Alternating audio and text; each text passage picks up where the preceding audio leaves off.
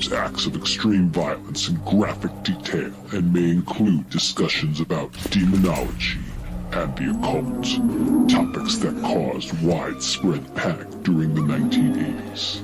This content may not be suitable for children under the age of 50.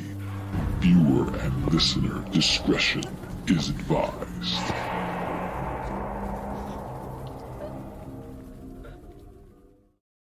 Previously on GROGTALK. Curses in AD&D. This is the Valentine's Day special, and Dan came up with this great idea. Well, instead of love, what happens when love goes bad? So basically, this is about when right. You said love has gone bad. Right. Now I want to curse my ex. Ex. So you're going to be taught how to curse your ex in this episode. Fingers of Death. Fingers of Death. That's a song. That's on the Valentine's album. Valentine's album. Fingers of Death. Death-seeking probe. Well, that's part of Death-seeking probe. Fingers of Death. That's hilarious. So if I'm writing up a half evil's dumb, basically, is what you do. Yes. So I'm writing up the half. So it's cause light wounds, curse. Right. It sounded pretty cool, actually. Yeah. I like this. So when you're training, that's what you're doing as an acolyte. That's right. You're right. I have a question. Can I do cause? Silence. Does this get me on the Silence. So you're taking silence. So this a random encounter. We retired Lich Woman. We had 2 new contestants for the new year. And Stone Golem, Rock Hudson, I guess we can call him, or I don't know, I just came up with a thing, is the winner. We are in temperate and subtropical conditions. Okay, last time we were in the scrub brush, or whatever it was. I need to roll a d8 to find out the predominant terrain. Oh, 2. We're in the scrub. We can't get on the scrub. Can't get out of these scrubs.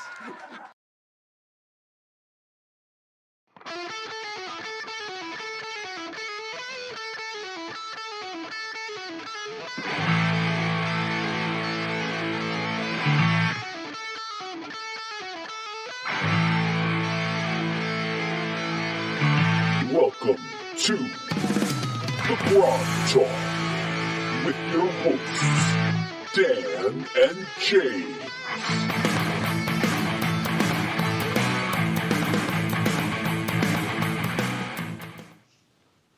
All right. Good morning, good afternoon, good evening. Hopefully you can hear us. Welcome to GROGTALK. My video is frozen. Hopefully you can hear us. You can.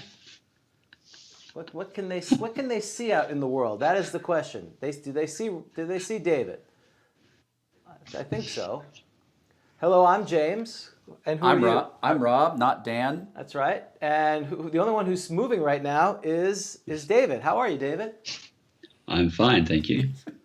You're going to have to draw all the attention. That's right. You're going to have to draw all the attention while I play. Bring it. Figure out what. That's one thing that I'm not afraid of, is a little bit of attention.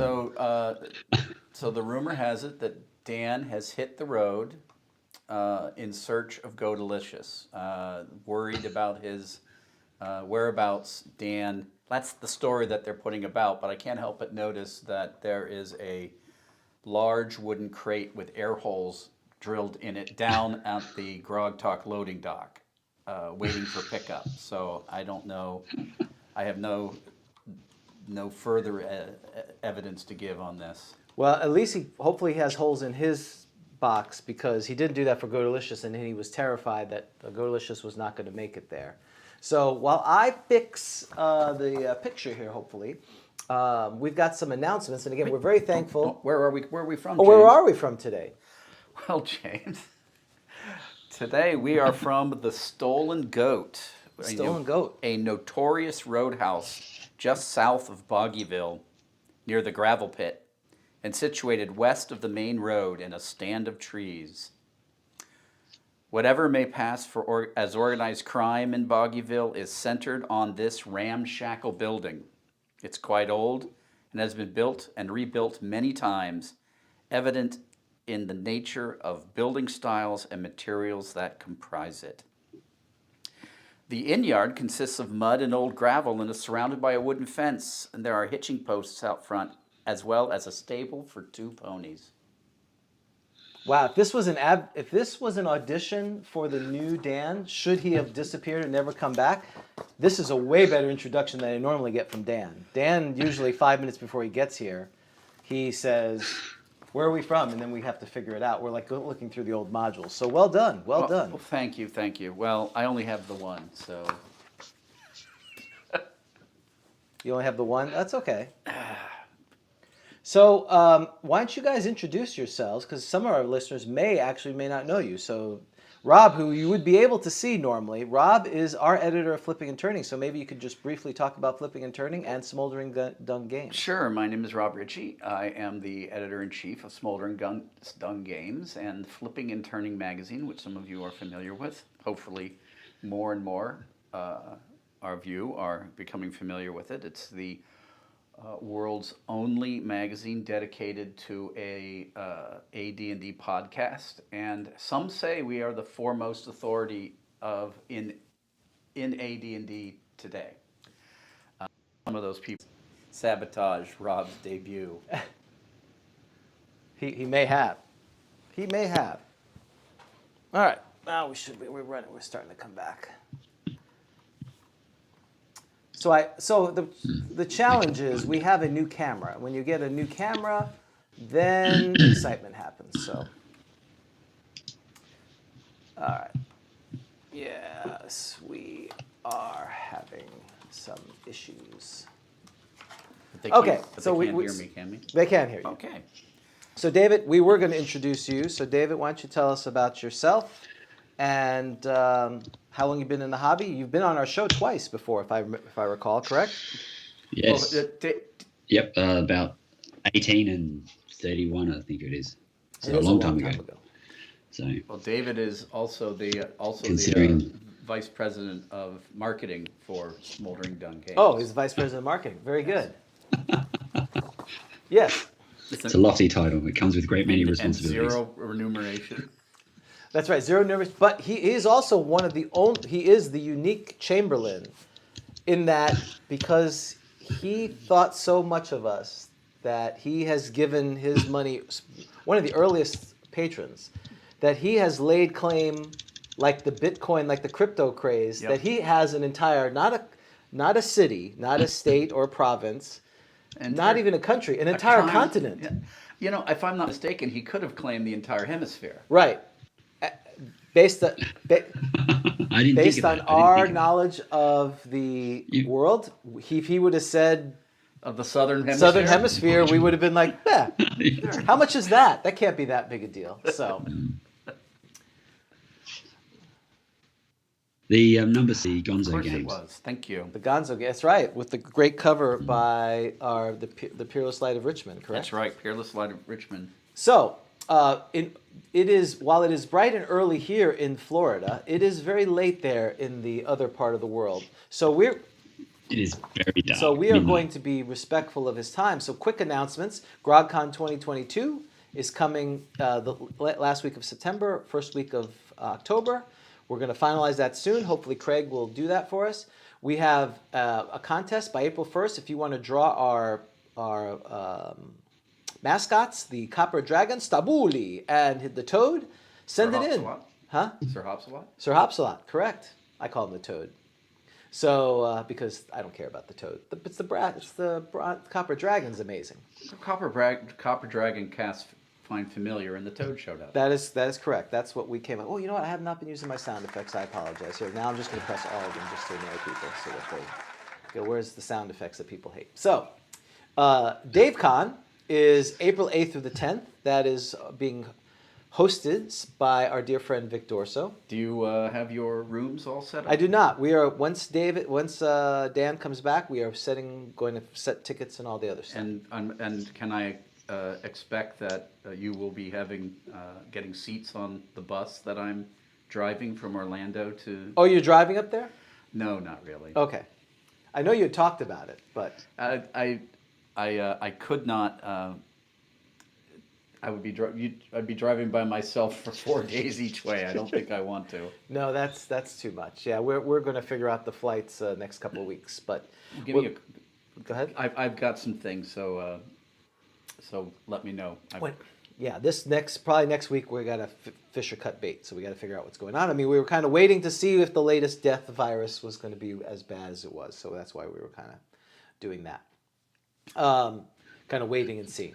Next, we have GROGTALK's Guild Online. Play by Post, which our friend David Thompson has done a wonderful job play by post. You can listen to Menion's podcast about the explanation of how that's been going on Confessions of a Wee Timorous Bushy. There's also a meetup. We have online games. So if you want to play First Edition or other old school games, just come out to our Discord and you can partake and see other people like-minded, like such as yourself. And then finally, we have Flipping and Turning. Issue 6 is out. We are now working on issue 7, correct? Yes, that's right. Also, we're working on a special April Fool's issue that is to be released at DaveCon. Oh, interesting. So there's going to be 2 that are basically being run or being produced at the same time. So I'm looking for humorous articles, cartoons for that. Please send it in to the same address, editor@grogcon.com. Well, very good. And what's the smolderingdunggames@gmail.com, correct? That is correct. Yeah, so if you don't want it to be routed through us, if you want to avoid the whole GrogCon thing, you want to talk directly to Rob and the crew, just go to Smoldering Gun Games. But of course, we would be happy to route that information. And of course, I'm on the Discord, so constantly, so just reach out to me there as well. That's right. So with all that said, if those who have been keeping with us, you know that Dan and I have begun a hex crawl where we are yet again attempting to traverse Greyhawk to try to understand the mystery that is the Greyhawk folio from back in the day, and create our own lore as we learn this, as we read the folio. And we started as a bunch of ships that had been magically teleported over to the Sea Barons, and I'm playing a wizard, Dan is playing an illusionist, and the first episode was us kind of going to an island, and I'm sure I felt a premonition in the back of my head, like Rob was screaming at me as we were sailing along. You know, there was this thing that we worked on a while back that would help with figuring out sea things. And of course I ignored it. And then I was looking around, getting ready, and I'm like, hey, what's this thing? Oh, I remember this. He gave this to me. This is WindJammer. And so WindJammer is the rules for ship combat compatible with AD&D, written by, go figure, Thompson and Ritchie. Thompson and Ritchie. And by the way, it was included in as a free insert in the print copy of issue 5 of Flipping and Turning. So, if you didn't get that, it's still available at Noble Knight Games. Okay, so there you go. So it's available for free on print on demand. Not at print on demand, Itch.io, at the Itch.io site. Well, actually, that's not true. It's available for the low price of $1. Oh, excellent. But if you will go to Noble Knight Games and get issue number 5 of Flipping and Turning, it's included inside as an insert. So, which was released, of course, at GrogCon. GrogCon. So I mentioned to Rob, since Dan was out seeing his familial units, hey, what about going over this? And you were like, gee, that was awful nice. My soul was restored when you sent that text to me. So he said, what about bringing David on? I said, that sounds great. So we're going to go over what does... Let's see whether or not you personally... It could be 45 to 51. Oh, 40. He's very close. He's a Mason. All right. I'm going to roll mine. Goodness. Oh, 100. Roll twice. So I get keeps getting the same thing. I got a farmer and a farmer. I'm a real farmer. David, what do you got?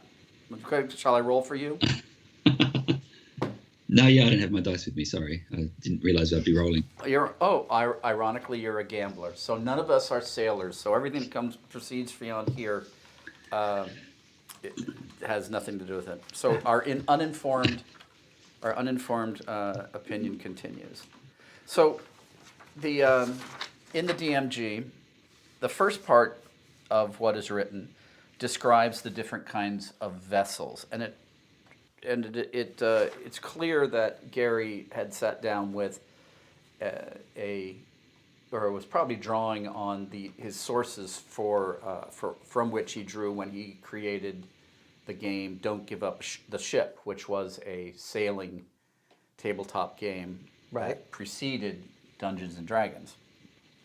On the next few pages, there are some information about hull values, which are basically hit points for ships, and how to repair them. Then some kind of random tables about how large ships are.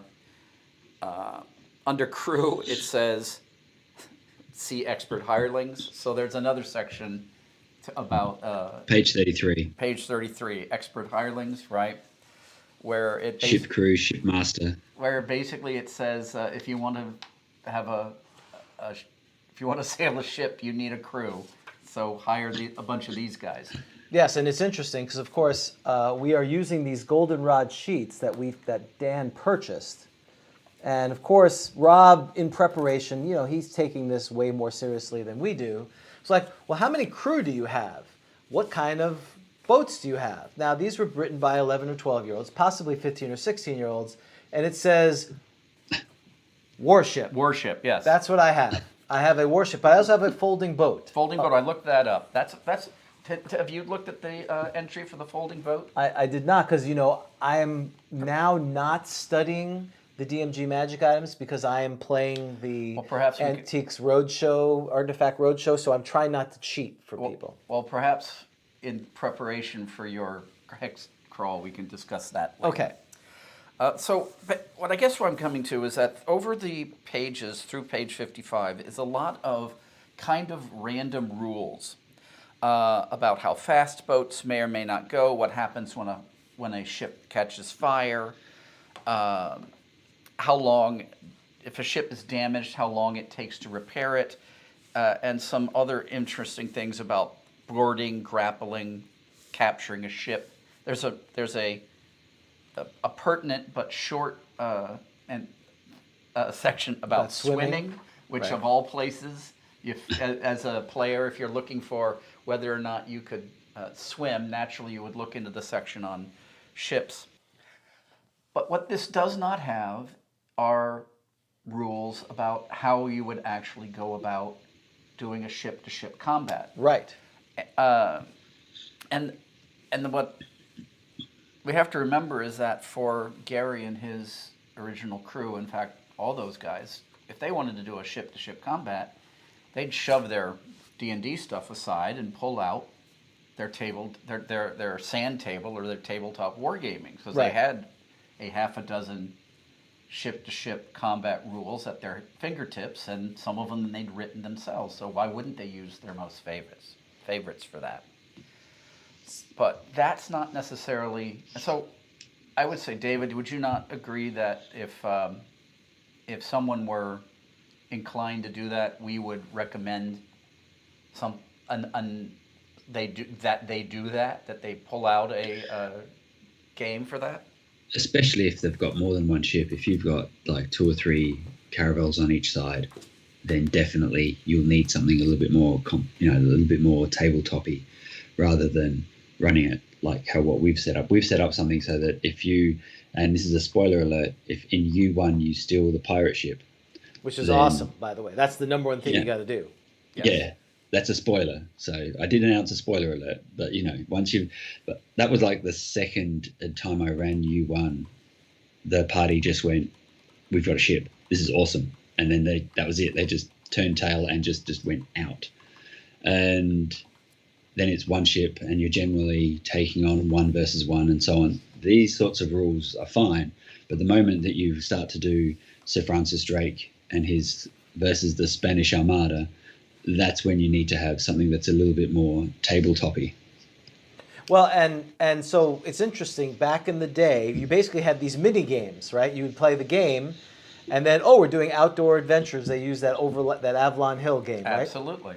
And then if it was a sea game, they would either make their own rules up, or they'd use in this case, right? They created Don't Give Up the Ship, or they would use some other thing to supplement it. They would not chainmail. All these things were supplements to the base game that they were playing. And that's the thing to remember. Sorry, is that when they sometimes in their role playing game, a war game would break out, and that was perfectly fine for them because it's maybe not every day they wanted to do a dungeon delve. Sometimes they wanted to take an armada of ships and fight the the hobgoblin navy. So why not pull out a big tabletop and do it that way?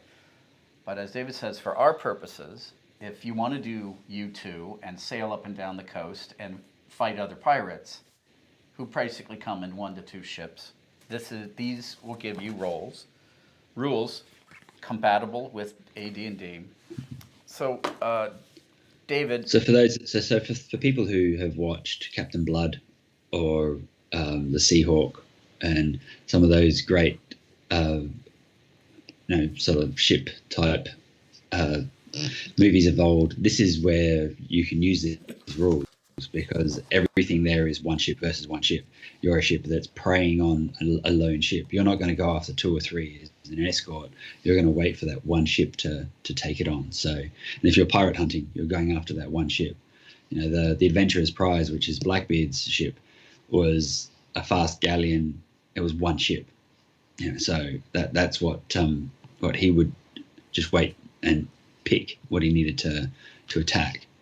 So, just for curiosity, because this is for someone who knows nothing about ships or sailing, or you're talking about seafare, which is hundreds of years, right? There's thousands of years, right? Yes. What period does this cover, and what research did you all do for this before we get into the mechanics of it?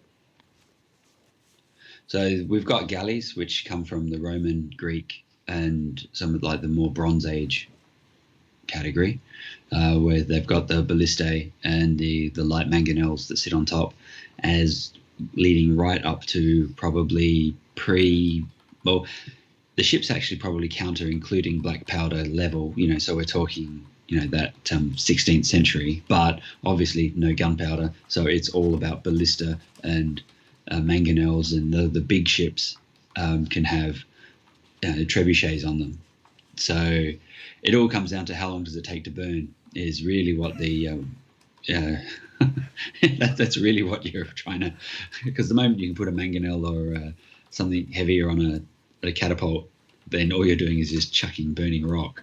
So you're either the playtesting that I did for this, I ended up with the ships and colliding into each other for boarding very quickly, because one ship was just dominating another, or you would end up just burning one to the ground. Or burning one to the water line. And that's pretty much where I think it would be fair enough to say that's the case. And this is where some of a druid is really useful with being able to call lightning and to play, because there's always weather. I mean, it's the ocean, so there's always weather, there's always water. Summon a water elemental and it just smashes. The gust of wind you'll have magic users devoted to just the sea life who would just have their own spells made up for being able to speed ships along or to move them, a little bit faster in some way or differently. So, yeah, I just think that there's, rather than the black powder element, you've got the ships that go all the way through. So the caravels, cogs, galleons, they would normally be the 36 guns and so on. So here it's like 24 ballista. I've used ballista as the primary hard point. Well, and just like in D&D, where it's always tough to kind of pin down. I mean, there's a mix of armored styles and weaponry that comes from there's Egyptian weapons and ancient weapons at the same time that there are late medieval and early Renaissance weapons in the game. So just the same way that the weaponry and the rest of D&D contains technology that spans from the Bronze Age to the Age of Steel, so do the ships within these rules. But the biggest ship would be...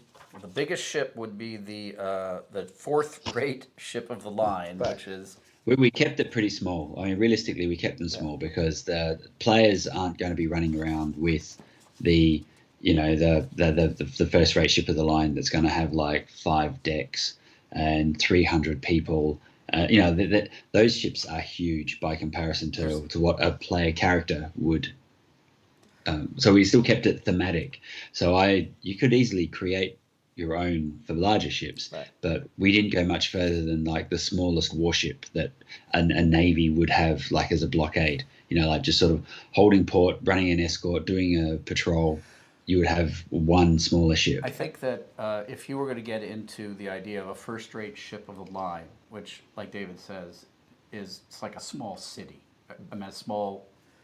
That's you're getting into the idea. Well, you'd have to be a name-level character, and this is going to be That's your their your stronghold. That's basically. your stronghold. Would be this gigantic. Well, that's why Den defensible ship. Kanan I may have to create my own after understanding these rules.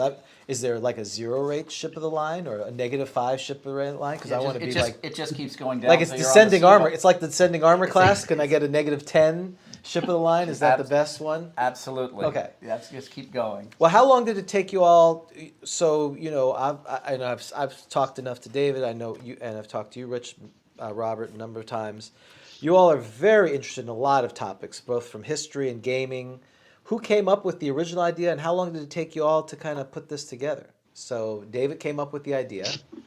He's looking over there. Without a doubt, David and I had been talking back and forth about a little bit about this, about the idea of tabletop ships, different rule sets, and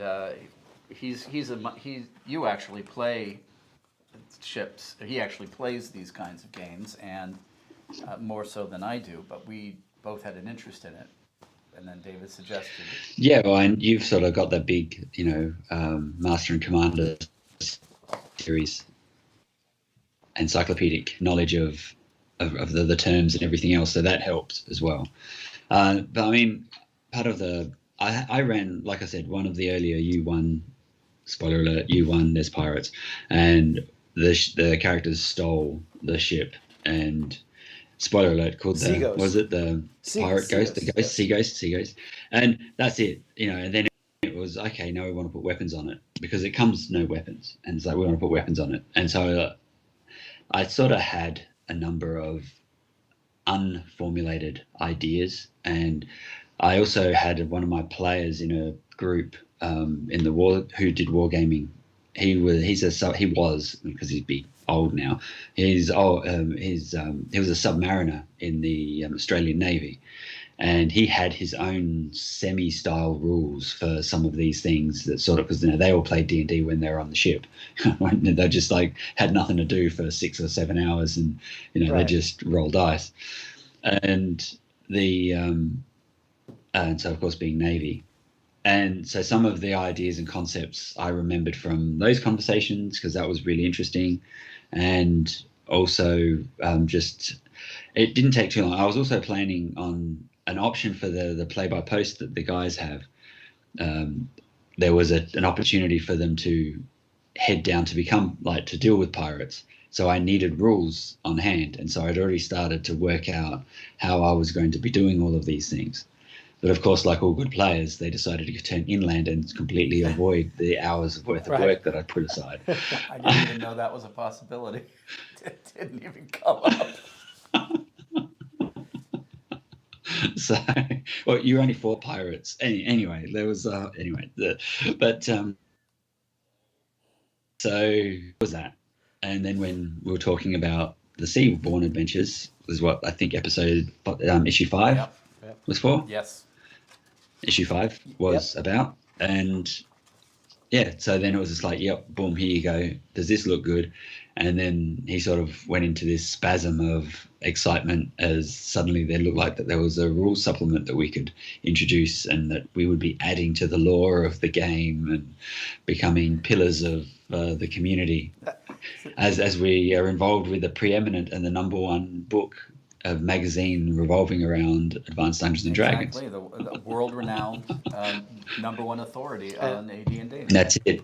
And if anyone says otherwise, it's like, you prove it. That's right. We are, this This has gone far global, right? Flipping Attorney's gone Without- all over the world. Yep, sometimes it comes back. But Sometimes international things. international shipping being what it is currently. Yeah, actually, Cyber Heston was on here. We need to ask him about. Yeah, we need to discuss that with him. But so, enough of that. I think what I like about this is it's very small. It's what, 12 pages? Yeah. It's More than what the DM's guide is. right. So it's Yes. it's expands it, but it's very focused. Here's how you do ship-to-ship combat. And on a small scale, On a small scale. getting your player characters involved Right. in the This is attack not and a defense of the fleet ship. battle where you're having, I mean, this is meant one ship, 1v1 or 1v2, that kind of thing, that level of ship Yeah. battle. Okay, so David, I have, Den Kanan and Theric are on their excellent adventure. We have two warships, as it said on my character sheet. Yep. And we have a galley. Not a galley. Is it a galley? A galley, yeah, We have a small galley. We have a small galley, which allegedly is holding 1 million gold pieces. But that's another story. That is a little hard to cross with the ship itself, but we'll just pretend it is. We got the latest issue, Cyber Heston said. Oh, excellent. Excellent. Good to hear. Well, so looking at the rules and the kind of generic warship and small galley that are listed in the player's handbook under vessels that you can purchase, 2 warships and a small galley. I went back to the books that are in here, or the ships listed in Windjammer. And the Hemiola is the only galley that is listed as size small. Okay. So by Default. logical right. determination, the Hemiola has to be the small galley. Which, and the other one is if you go to the DMG where it discusses warships, it specifically says that it is a cog or a caravel. Right. And so I chose a caravel because it's easier to find pictures of caravels than it is to find pictures of cogs. But when you think of a caravel, you can imagine, if you imagine the Christopher Columbus's ships, Nina that's, Pinto, that kind of thing. yeah, the Santa Maria, that's basically the kind of ship you're talking about, a late medieval wooden ship with a forecastle and a what's the thing on the back called? Castle. Yeah. And apparently some ballista on the side. Okay. So David,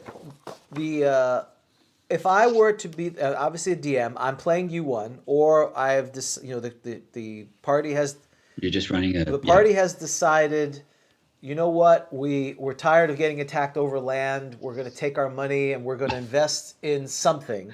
What kind of prep work will I need to do so that the game doesn't grind down to a halt when they're travailing, aka in the hex crawl, and pirates are rolled up, or mermen, or dragon turtle? What kind of prep does the DM need to do with the party so that their ship and crew or whatever is set up? Well, the players can either be part of the crew or they can be passengers, because some of these ships took passengers, and you just had, because on the various decks at the aft, you would have like special rooms and so on. So you might have 3 or 4 rooms. So the players can just say, right, that's it. We want to be involved in a sea ship sort of travel. Get in there.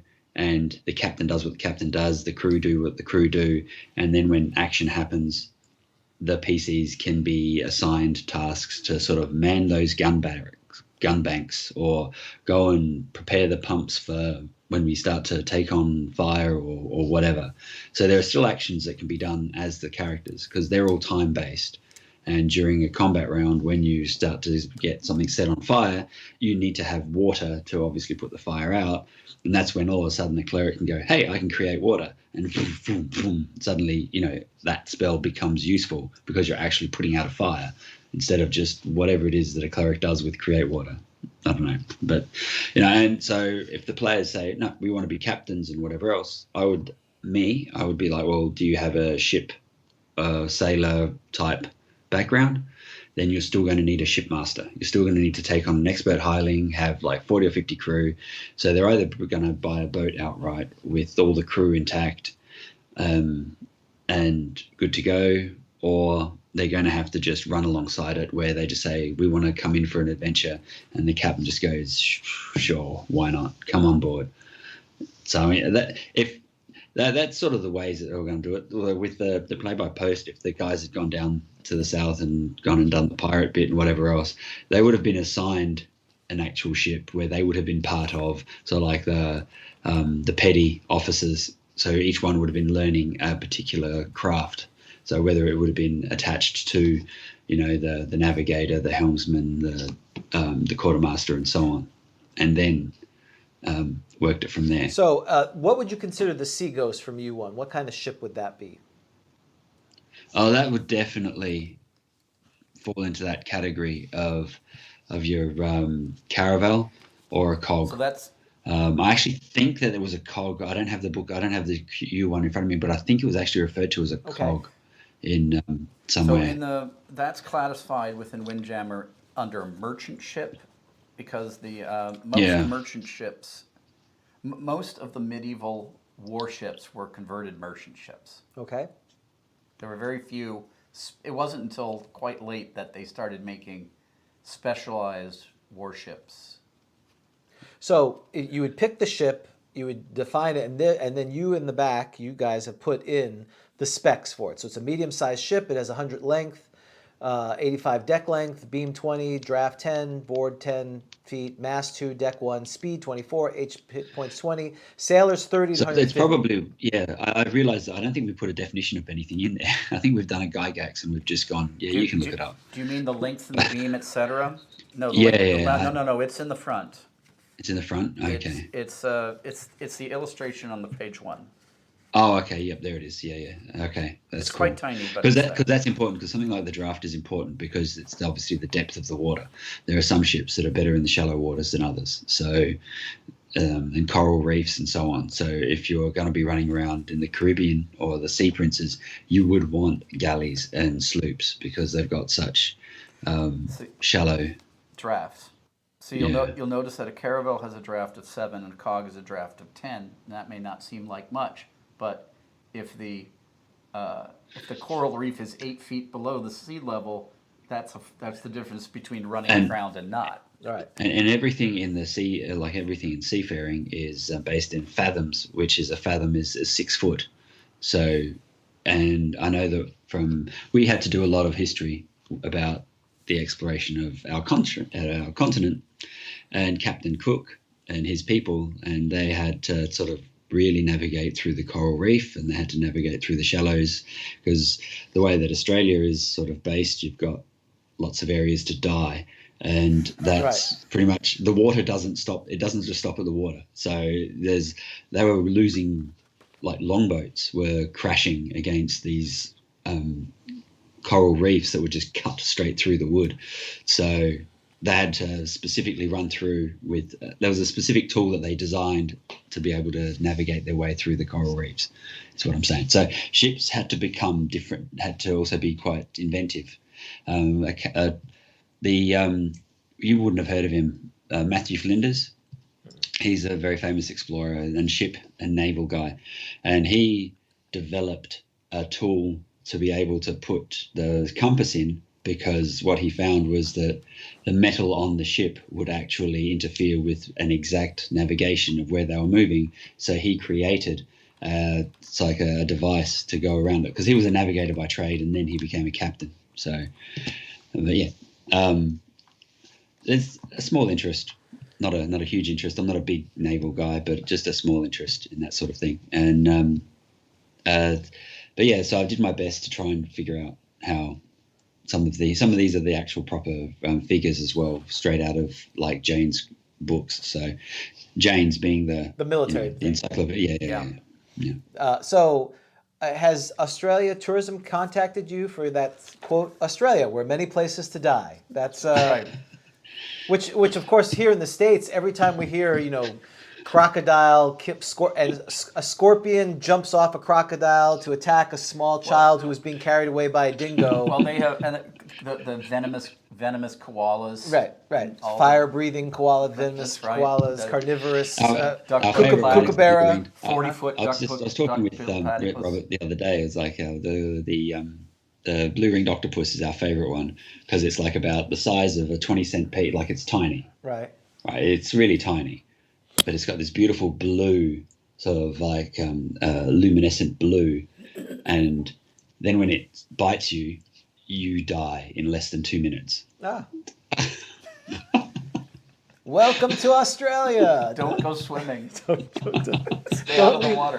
don't- Find our beautiful surfing. That's Also right. die. Die. Great white sharks, dead. So for the sea ghost, using that as an example, since everyone's kind of understand, you would need a crew of 30 to actually run it. So again, the module was not written with sailing the ship per se. So I remember when we commandeered it after dispatching the lizard men, more spoilers, and the zombies and the other pirates, and we More spoilers. right, more spoilers. We limped the ship along. We basically, one or two people had sailing as their background, so we kind of got it to the town, whatever the town was to the north, and we then recruited crew. So in order for you to be effective, as far as sailing it with regards to combat, you need a crew of 30, and then there's a minimum crew. So in this case, the Sea Ghost we said is a cog. That's a merchant ship. It's a medium ship, so you need 2 to 3 commissioned officers, 4 to 8 petty officers, and 20 to 45 sailors. Is that correct?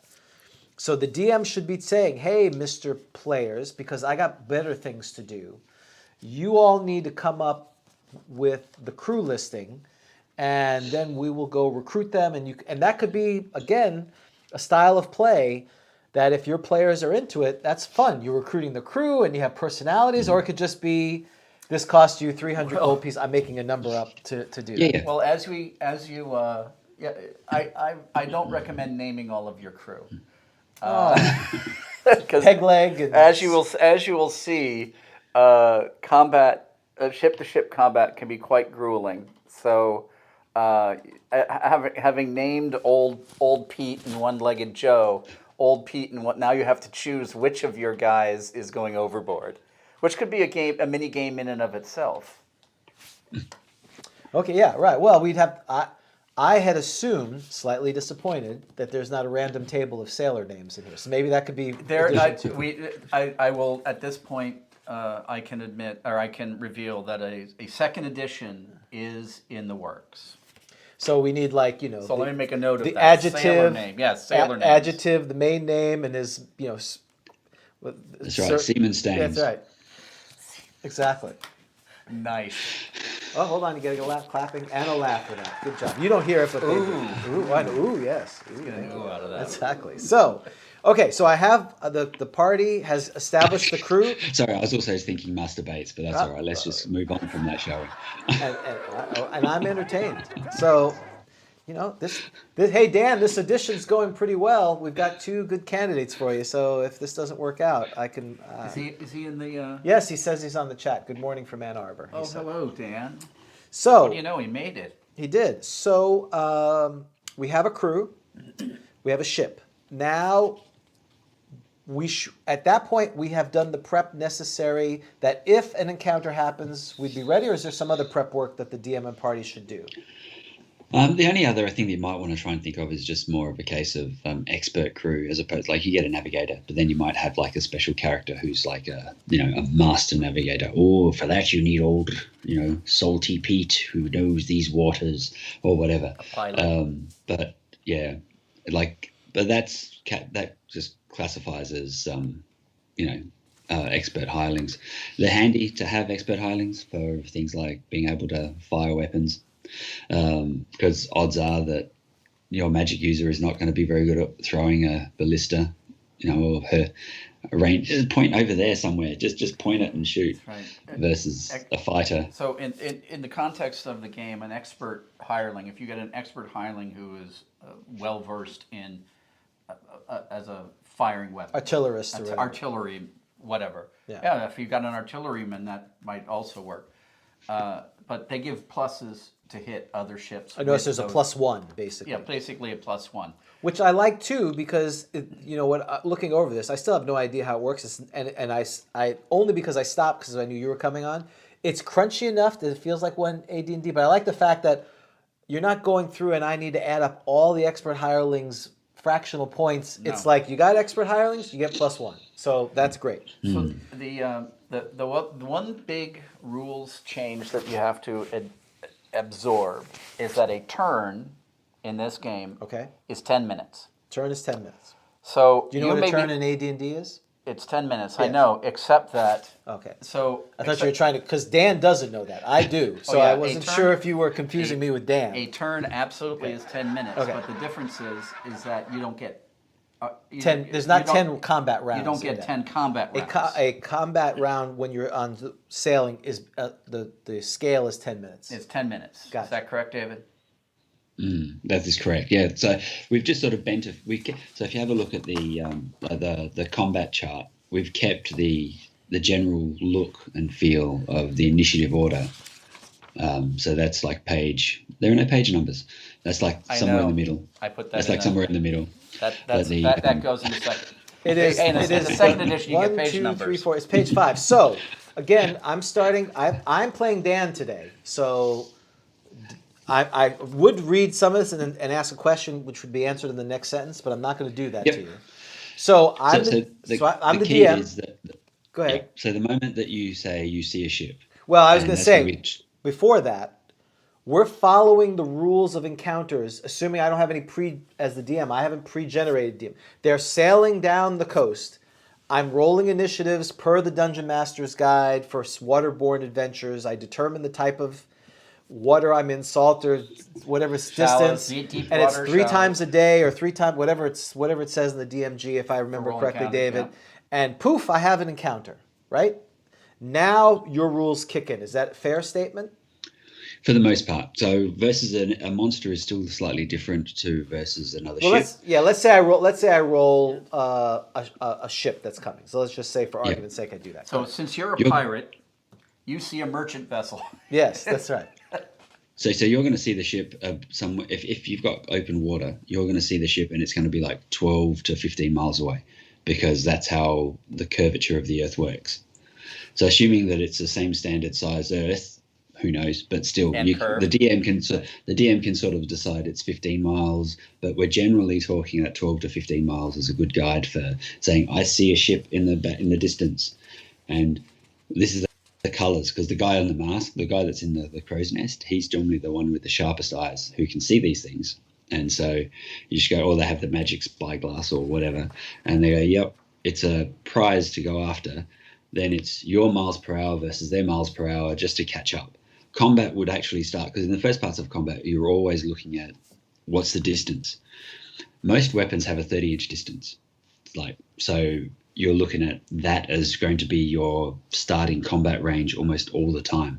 And if you see a ship that's 12 miles away and you're three miles an hour faster than it is, you're going to catch up to it after about 4 hours or whatever. All right. And this is what we're talking about in terms of ship combat and ship to ship, is that it's time. There's actually a long time. If you've watched or seen or read or any of those, like Napoleonic things, like those battles were days. And then they'd stop at night sometimes because they just couldn't see each other. And then they just, as soon as it was first light, They'd head off Do to we each have, other again.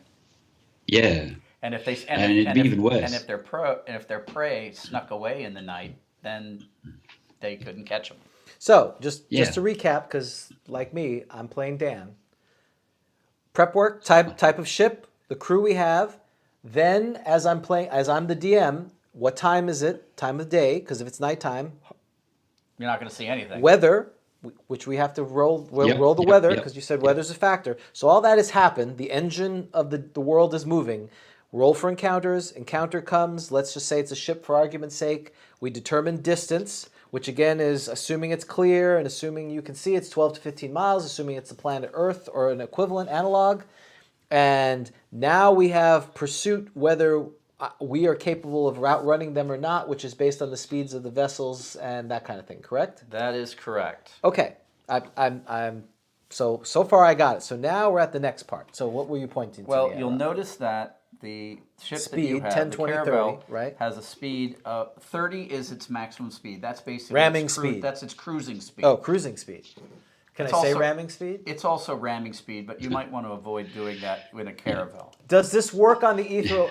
We have a question, David. Does this work on the ethereal and astral plane the same way? No, not at all. You need that will be a completely new supplement called Ethereal Jammer.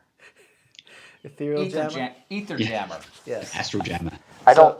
We're getting Astral off. jammer. We're getting 'Cause awfully the astral close. winds is in there. Well, Roughly- that's Dan is asking if it works in the ethereal astral the same way. So okay, so I have. Just ask him what it is. What's the difference between the planes? Yeah. Can you just can you type that out? Can you type that out, Dan? That'll keep him busy. So I am. You're the Caravel. I'm the because Caravel. What I did is that because I wanted to familiarize you with your warship and the galley that you're. So I'm the pirate ship now. Well, Oh, that's the yes, pirate yeah, you're the pirate ship, and You're the merchant ship. I'm a slow merchant Slow ship merchant going ship. between two islands, and you've decided to swoop in on me now, because I'm a galley. I am slow. I'm mostly oar and sail driven, and I will go at most 6 miles an hour, and Okay. you go 30. So you can do So the math there. You'll be inches a- equals miles per hour. Is that what we're saying? Generally, or not? I mean, it's probably not so. Well, when you're doing outdoor travel, 1 inch is related to 30 yards, like is related to in the yards rather than the tens of feet. Right. And so 1 mile is 176 D&D inches. Okay.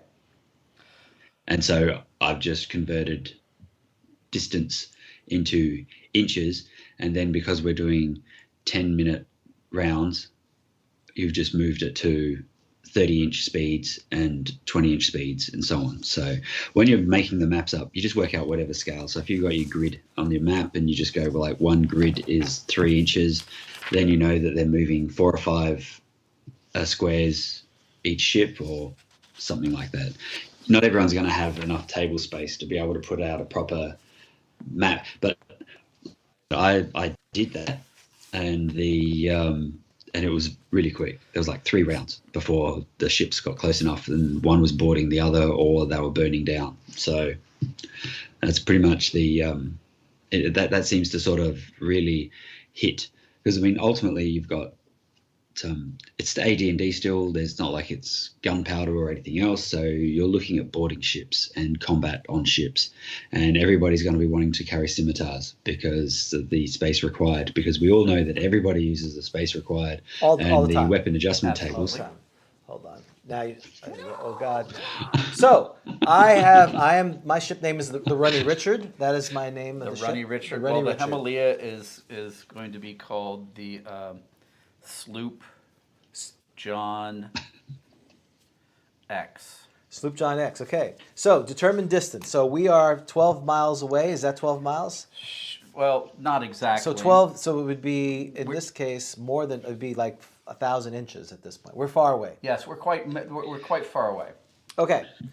But you know that the Caravel is going to run up onto it within, like an hour or so, because we've got massive changes in speed. So where the Caravel is going to have an issue is because they're coming in too fast. They're just going to, it's like when you see those fighters just going straight over a bomber, and it's just like, boom, they just zoom straight past. And that's what's going to end up happening if the Caravel doesn't bring everything back in speed to be able to come to a more of an even keel, which is why there's a negative adjustment for combat when there's speeds. too much. Right. So I'm moving full speed because I want to catch you up. So because I'm going step 1, determine distance and speed of each vessel between the parties and starting speed. My starting speed, I'll say I was at 20. You said cruising speed's 30. So I'm moving full speed. I see you.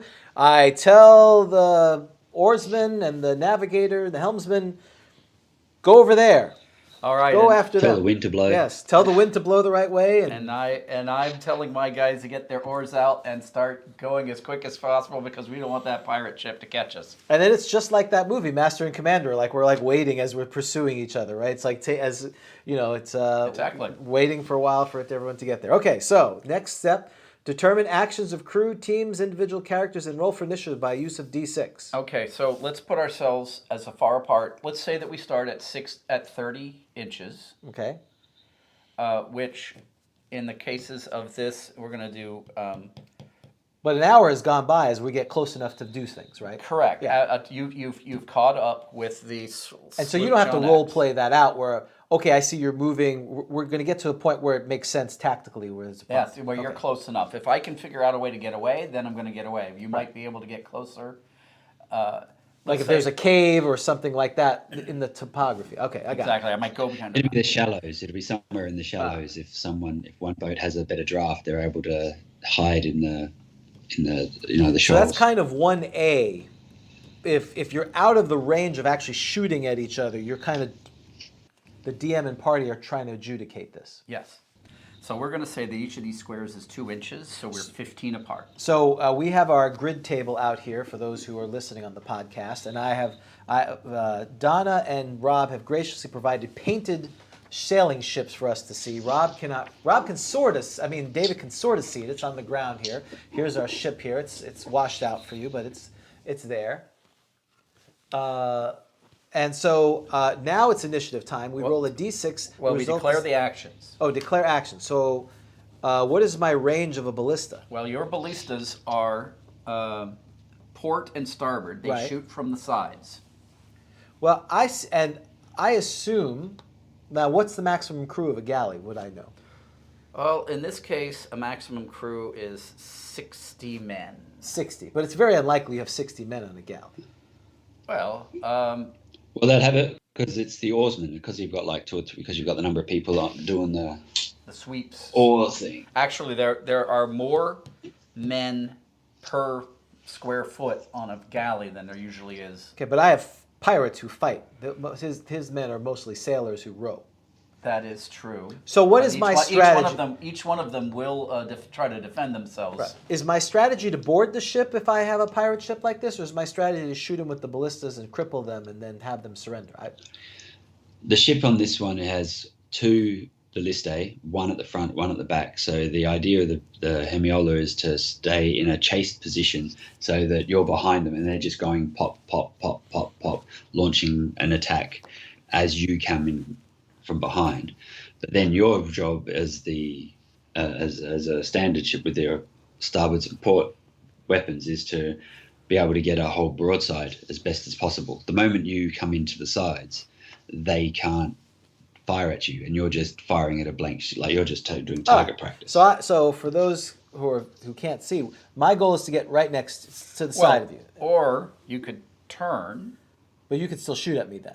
Well, yes. Your goal would be to get alongside so that I can't bring my pop gun to bear. But you could do this, and then you could fire 3 ballista at me. I see. So I could do some strafing things as I attempt to get to broadside. Yeah, you're going to have the you're going to have. And there's a 45-degree arc on each one. It's not a straight. You've got about a 45-degree arc. Like it's a reasonable arc on the for each ballista. So even if you have to tack, you can get your one of the firearms to bear. Some of this requires a little bit of DM and players just sort of looking at everything and making a few calls. We've intentionally left holes. If anyone's going to be saying there are holes in this, we've intentionally left holes so that way individual DMs and players can fill it in with their own knowledge. So I'm going to. I would imagine that since the crew of the sloop John X has been pouring it on the oars for about an hour, trying to get away from this, trying to make port and get away from this pirate ship, that I suspect that they're not. Would you say, David, that they're not going to be able to? to do their. Correct. It's bursts of speed. The oars can do the bursts of speed, but they can't keep it up. All right. So your ship has sails, or it's just oar? it has only? a sail. A sail. I got And you. it has a sail so that that it normally runs under, and then when it needs bursts of speed, it goes with the oarsman. All right. So my general strategy is to. We have the same type of weapons, but I have 3 times the weapons. This is reminding me of Sid Meier's Pirates when I played that game back in the day.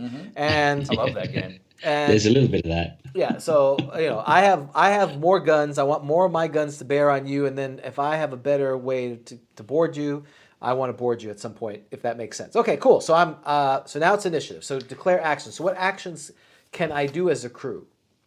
Because I'm assuming there's no player characters in this. This is just ship to ship combat. We're gonna Correct. Keep it If simple. you had what is your character's Dan Kanan? Yes, he's a 17th level wizard. I would have conjured a water elemental at this point. So you could say that I'm going to conjure a water elemental, and then what's the Vegapygmy's name? It's not Ferric. It's what's his name? So your Vegapygmy guy, you could say, well, he's going to Cedric.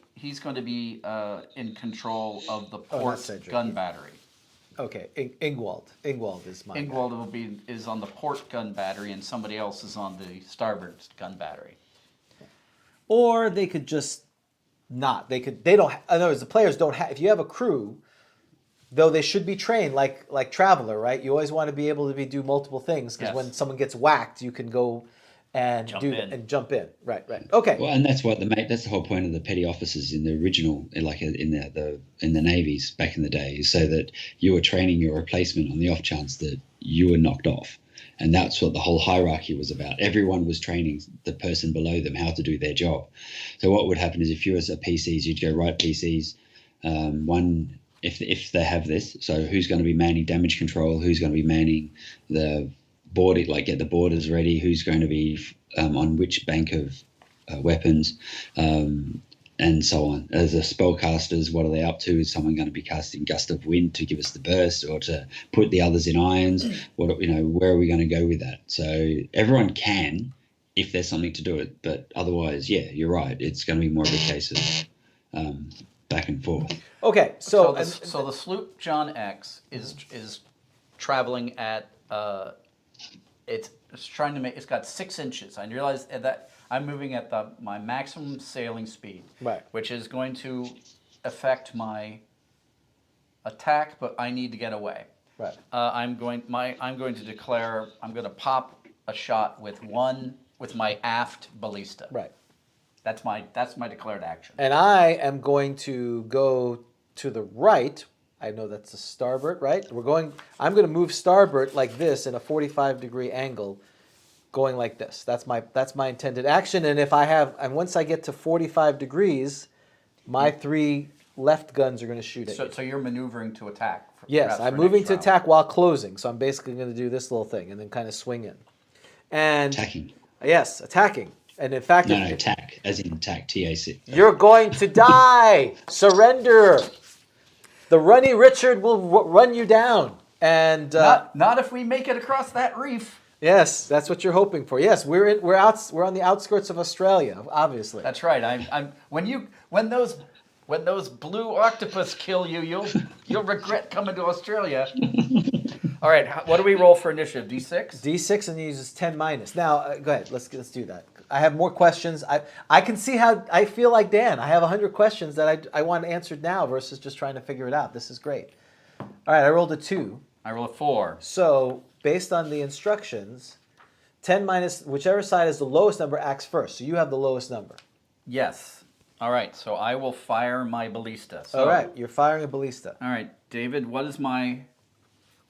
so let's see. The movement differential, I'm moving 6. You're moving 20? A shit ton. Whatever I can move, 30. I was moving Oh, you're going to move 30. I'm moving my maximum speed. Okay, so But it doesn't matter, even if he's moving his minimum speed, even if he's moving 10, he's still more than 6 miles an hour difference. so that's a -3 right there. That's a -3 on your. So every ship already starts at armor class of 0. So you're hitting armor class of 0. Oh, okay. And so then when you've got a -3, just like the normal standard rules, you're now taking it to -3 armor class. But- So looking on the matrix, if they've got 0 level soldiers on the Hemiola, then you're looking at being at a 20 on the attack roll, requiring a natural 20. But my target is a medium ship, so that's +2. It is. I'm using Yep. direct fire ballista. That's another +4. Yep. Let's see. Do you want to make an assumption about the weather, or do we need to roll that? He's already said it was clear. Okay. Yes, it's clear. It's calm. Clear. So it's calm. So that's +1. Yeah.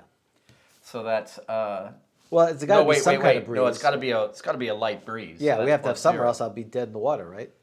Right. And and you're not in irons, and I don't have an expert hireling. So to hit, just to kind of, because we kind of went through this quickly. There's no weird to hit thing. You roll a d20, use the and so what are you rolling as, a fighter or what? In my case, basically this is where your PCs come in. Okay. So let's say that on your pirate ship you have a 6th level fighter.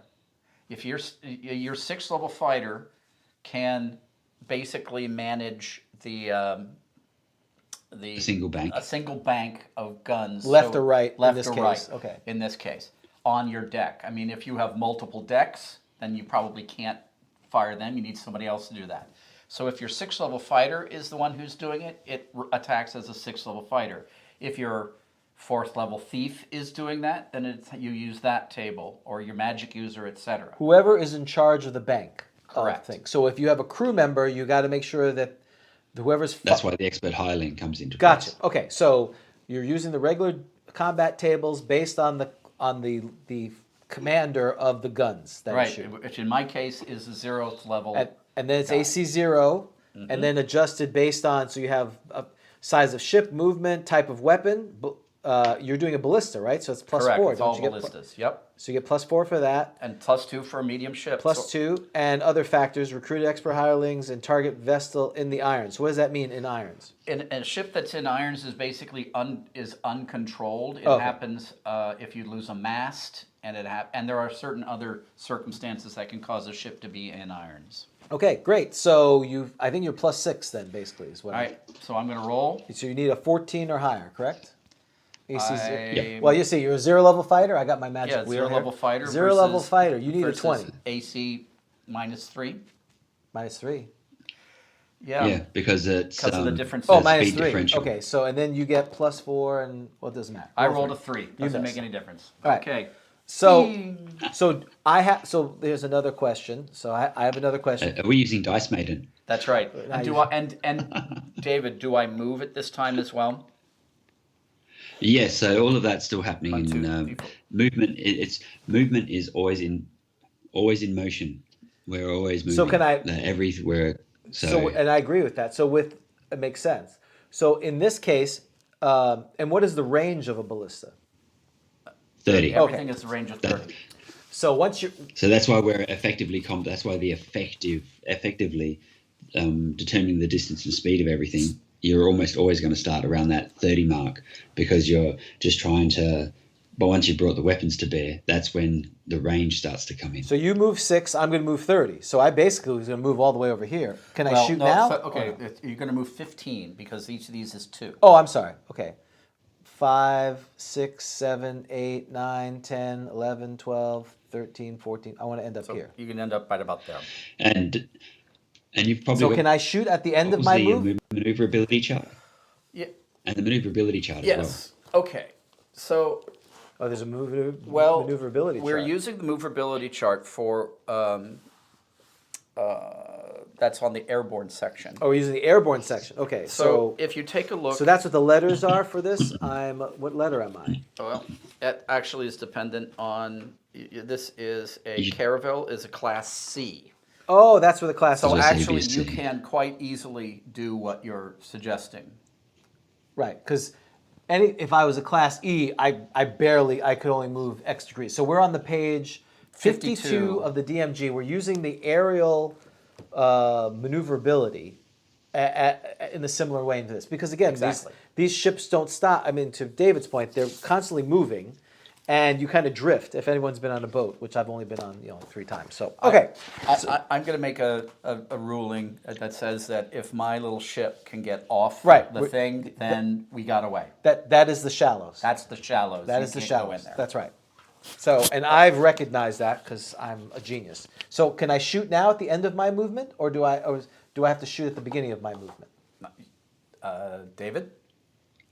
No, because pretty much because we're looking at a combat round being 10 rounds. So it's a turn. So there's a lot more freedom in terms of where you're You choose to putting hit. everything in. So in a normal game, when we're doing normal combat and a combat attack round is 1 minute, a lot happens in that 1 minute, and we're broken into segments and whatever else, so 6 seconds. Whereas here we're talking about minutes. So you've got a bit more leeway with how you can choose to when to move and fire and all of that. So So, go ahead and make your attacks. Deglegs Pete says, once we have him in range and sights, fire at will. Fire away. Okay, so I have 3 shots I'm going to do because now all the guns are at 45 from here. Is that a fair statement? That's right. Now I'm a small ship. You're so a small that's ship. +0. +0. You are using a ballista, so that's +4. Right. Now the movement, It's still Minus -3. three. You've still got that Right. huge -3 because it's moving targets are harder to +1. hit. So basically +1, right, at this one. Well, it doesn't add out. Remember how David works this. The minuses affect your AC. Okay. So, So my AC is -3. So your AC is -3. right. So we'll just But peg you've in a got minus. what's the level of magic user? What's the level of magic user? in charge? 17th level. Okay. So I have a 16 if we're going to use that. So you're using Sure, that. by all You means you use should that do as that. Sure. Now It makes it more personal. Actually, Igwald would be the one. He's a 5th level fighter. He's Okay, his- your 5th level fighter is the one who's manning the Right. port. Get them, shoot them, and then I will eviscerate them, eat their rotting flesh. God, keep going, guys. Get those oars out. I smell salty flesh. So, Ooh, that's funny. Salty flesh. salty flesh. Yeah, there's another. There's another song. Love the taste of salty flesh. So you're +4 because of the direct fire with your ballista. All right, so as a 5th level fighter, I need 19 +4, so I need a 15. I should roll 3 separate times for 3 ballista, or is it Yes, one? indeed. 3 times. Okay. Using the fecal dice. Dan's fecal dice. 20. That's 1, 18. 2. Kill them. And a 6. Okay, so He 2 hits. decapitates the guy who missed. So if you look on the next page, All right, so we've where done it talks about weapon 2 damage, ballistas actually hit. that's 2 hull points. So a ballista scorpion do 1 point damage each. Now comes the where does it hit? Oh, there's a where does it hit part. Okay. Roll a d8. Where are you at? When you I am on the previous Oh, page. the roll. So 1 to 3, it's a mast. 4 to 8 is a hull. Actually, it's the page prior to that. What do I It's the want? page prior to that. Oh, this one. What was the one I'm doing? This one is if I had taken Oh, they've down been my- reefed. If I had taken down see how my- much? Now you know how I feel. Yeah. This is how it is. Mm-hmm. Dan asked questions. They're right here, and so I think I'm doing a good job playing Dan. You're doing great. I thought I was going to play Dan, but instead. No, I'm playing Dan. You're Okay. doing a great Oh, job. right. Okay. But so which one do I want? Wait. Okay, go ahead. Go ahead. There you go. First shot 6. Okay, that's Hit the hull. hull. You hit the hull. Second shot 8. Sails and rigging. All right, sails and rigging. So I put a point next to my sails. So you'll see that the ships have hull points. In my case, I have 15 hull points. And I have half of that in sails and rigging and half of that in masts. Okay. And when you do damage to those different things, it has effects. Now, this isn't enough to affect either of these, but you did hit the Nice. ship twice. And that means I lose crew. Oh, people die from this? Isn't that correct, David? A D4? Yep, that's So- right. In addition to damage to the ship, you also inflict So crew losses. 1 to 4 for each. Here, you can roll it. Do I watch them like explode as the ballista rips through their flesh? Well- 1, 5. 5. So, 5 total. 5 so- crew. So I'm marking off that I'm losing 5 crew members. Because that actually starts to come important when things like fires happen, because you have to assign crew to stop Right. the fire. And you also and also things like calculating when you surrender. Where is Yeah. the dead people?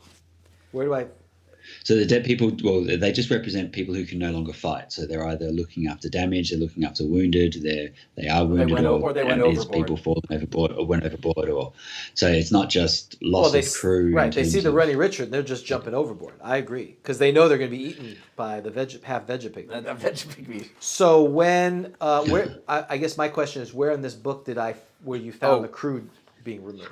Just before the roll for attacking for damage. So Here it we've is. got the roll for location. says, it's a couple of steps Firing at before the that. crew with the, oh wait, that's different. Sorry, that's if you're firing Damage. at the There's under damage. Once hit, in addition damage, 1 Yeah. to 4 losses with successful hit. Okay, great. All right, excellent. So now it's a new round.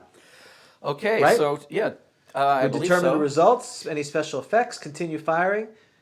So of course, it's initiative. So my All right, declared action, your declared action. I assume you're trying to get over there. Actually, I'm going to try to angle myself to the left to bring my aft ballista to bear. Okay. So how do I change?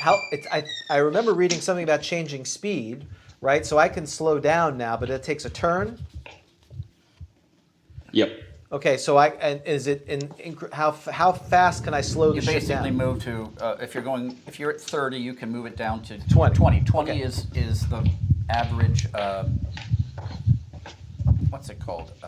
The normal speed. Normal combat speed. So yeah, can I slow down and shoot basically then? I think so. Yeah. Right. So my declared Yeah, action yeah. is as Slow to I'm 20. going to slow to 20, and I'm going to start maneuvering closer to your ship if I can, depending if I win or not. And you're going to fire. Fire. And you're also yes. going to fire. If I have the ability to fire, I'm going to fire. So 1. All right. 2. I think you win again. Okay, so I'm going to move forward 1, 2. I can only go 1, 2, 3, but I can bring. Yes, you've my now moved over to bear. Aft to bear. Ooh, 16. Let's see. I was a minus 16 3. plus 4 or plus 6, I think, was 22. No. If you use the tables, minus 3 is 0 level fighter. You needed a 20 plus 4, so you would have hit. All right. That's why the way David's doing on the tables is better than Thaco. You have a better you have a chance to hit. Yes, exactly. So take right, a point of You damage. take a point where of did I damage. hit? Let's see where I You got to hit. tell me where you hit. 4 is in the hull. Hull. So I Take a have. point. Is that? So you'll have a hull. Is it HP? Yep. Just put a tick Is next that to it. what's sails and rigging? One's mass, so that's different. So I agree. Correct. And then here we go. You've lost 2 crew members. Now, is there a saving throw for the heroes, or are they always the last to die? It's always assumed that they're not taking this damage. Okay. Correct. This is the chaff. So in this case, Ferric would be the chaff. Yeah, absolutely. Yeah, Dan's character. Dan's character threw himself. So in front of let's that see. ballista. We have a total of. I think I put it up. Oh, hold on. He had an important point, and now he stopped. Yeah, naturally. No. I'm sorry, David. You broke up just as you were saying something. What did you say? I was just saying that I think I put in there that unless the DM warrants it, the players never just fall off the ship. Well, so that's. I'm assuming Dan is kind of looking around, not really paying attention, and this ballista came by. So I'm going to give him that there's 35 sailors, and there's the 4 of us, 39. So basically, if I roll a d20, if I roll a 1 and a 1, it hits him. Absolutely.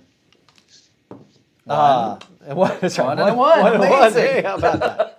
No, dice don't lie. We missed. Okay, so I took 1 point. The ship took 1 point of damage. Okay, so you moved. You slowed down to 20. 20. So, and these are each a 2, right? Correct. So One. you're gonna move forward a little bit, and then you can do that. Oh, I can do that deal. That'd be great. Yes. 1, 2, 3, 4, And then you can go 5, 6, 7, 8, 9, 10.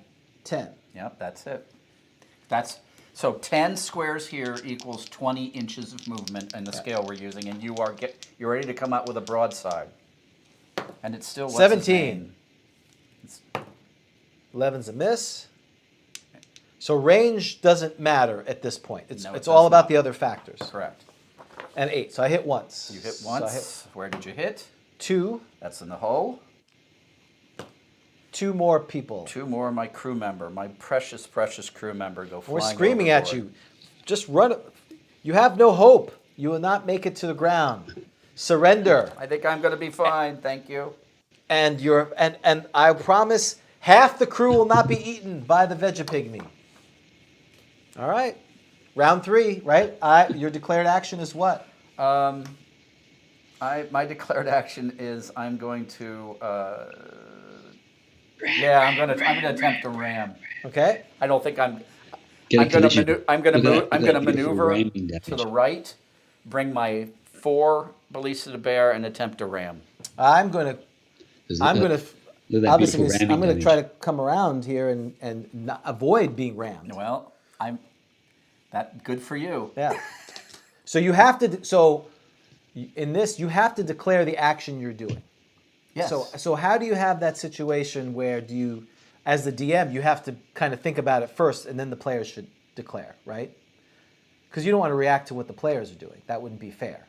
That's. Well, that's the same as normal D&D combat. Right. Are we learning how you play as a DM in your game, where you wait to see what the players do? Well, Because I mean, traditionally you would be thinking as a DM, well, what would the orcs do? What would the ogre do? What would the dragon do before combat anyway? well, And then, no, I agree. I guess the difference here is your actions.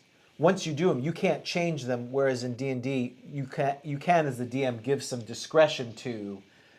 I was going to shoot the orc, and now the orc's dead. I'm going to shoot the guy next to him, as an example. Where here, the ship is turning. You can't all of a sudden halfway through and start turning around. The ship is. You've Correct. remember because it's a 10-minute turn. The 10-minute turn represents the fact that the captain is saying, "Bring the ship around Right. to port and bring those guns to bear." And it takes a certain amount of time for the orders to get passed to the particular people who, like you say, turn the wheel and all this stuff. You can't say belay that at the last minute. Because I'm some groups, unless it's like in my group, unless it's a spell that could be canceled, or it's some other time sensitive thing, we basically roll. We declare I'm going to fight or whatever, and then we roll, and then we kind of adjudicate it because it's not as big a deal unless it's the charge versus someone casting a spell or something that the effects could do it. Right. This is important, and you really have to go back to more of the,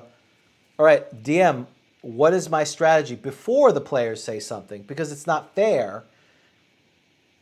I should put it, either write it down or put it in my mind, and there has to be trust between the DM and the players that I'm not going to go, oh, you're going to do that, now I'm going to do this. Well, I trust David because remember, this is you and we're fighting each other. Right. He's our DM. So Oh, okay. Well, but you've been declaring his actions there. So. I've been declaring my actions. Yeah. Well, I'm the other guy. So. Yeah. Okay.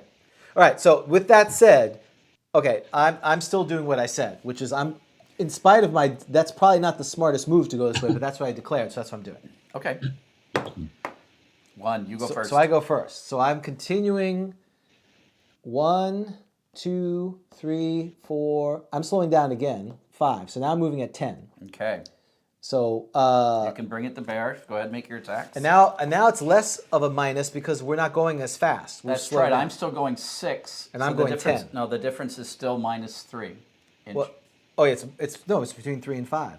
Right? Oh, that's miles per hour. You're right. Yours Yeah. is +0. Yeah. You wrote this book? He wrote that part. Okay. See, unlike Dan, I'm Sure. reading. I'm trying to pay attention. So now it's your AC is 0. You're a small ship or a medium ship? Small ship. 0. Direct fire is +4. That's it. So we get +4 to hit. I'm 5th level fighter. So it's still pretty hard. 16. 12. I need a 12 to hit. 10. Yes. Miss. 6. Compelling podcasting. And a 3. So even though I'm getting closer, I was better shooting far away. Okay. Now that was my action. Okay. Well, my turn is still going 1, 2, 3, 4. I cannot actually get close enough to ram, Right. but I can bring my aft or excuse me, my 4 ballista to bear. Yes, your 4 ballista. So let's see if it's even close. 10. That's, No. that's a miss. That's another miss. All right, so now it's initiative. Okay, I've decided what I'm going to do.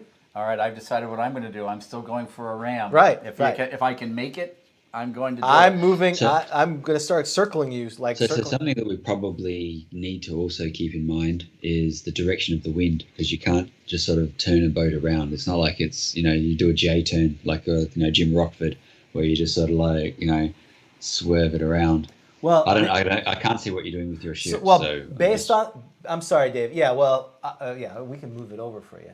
No one else can see it, but see, I'm over here. Based on, you see, he's basically perpendicular to me now.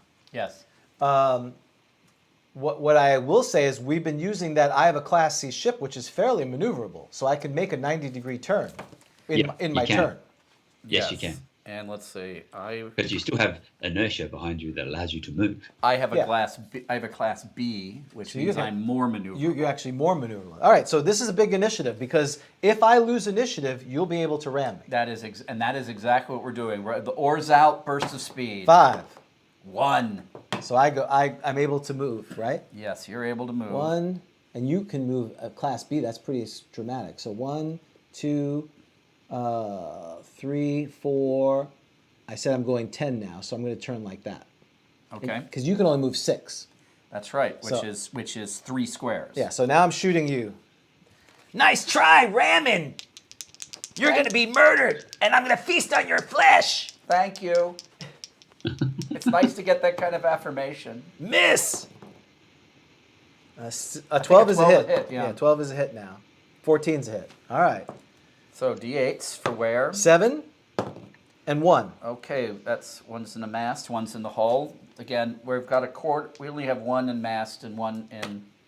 Another 3 folks have bit the dust. Look, we can't afford these losses. We need to talk to our managers. All right, I'm going to move. I'm just going to move. Now, can I get a burst of speed, David? Yeah, I mean, that's just because you're pulling out I'm trying to get to ramming speed, that right? has I would- oars. I would say yes. And the move that James can do is shearing the oars, because when you're running on the mast, the oars are in. But the moment you put the oars out, you go faster. But the thing is now he can. But David stopped. Yeah. But the thing, what he's saying is that if you run your ship right alongside my ship, you can damage the Oars. the oars. Yeah. Okay. But as it is, I'm making a run for the edge of the shallows. Right. So you were trying to ram me and the burst of speed. So it's not like you change your action. You just. Yeah, I had my Frozen oars me. out. I had my oars out Yeah, to you're back ram you now. as quick as possible. David, you hear us now? David, you hear us? I hear him. Yeah, something's wrong. Do you hear us, David? Hello. Hello. We lost you. You there, David? International date line. It's tomorrow now. It is tomorrow. Hold on. We hear you. I hear him. So you can still hear me, huh? Oh, Yeah. Hello. Check 1, 2. Do you hear well, us? that's okay then. I just can't hear what you're doing. Well, let me try something. How do these things? Let's try that. Hello, 1, 2. Do you hear us now? Hello. I don't hear.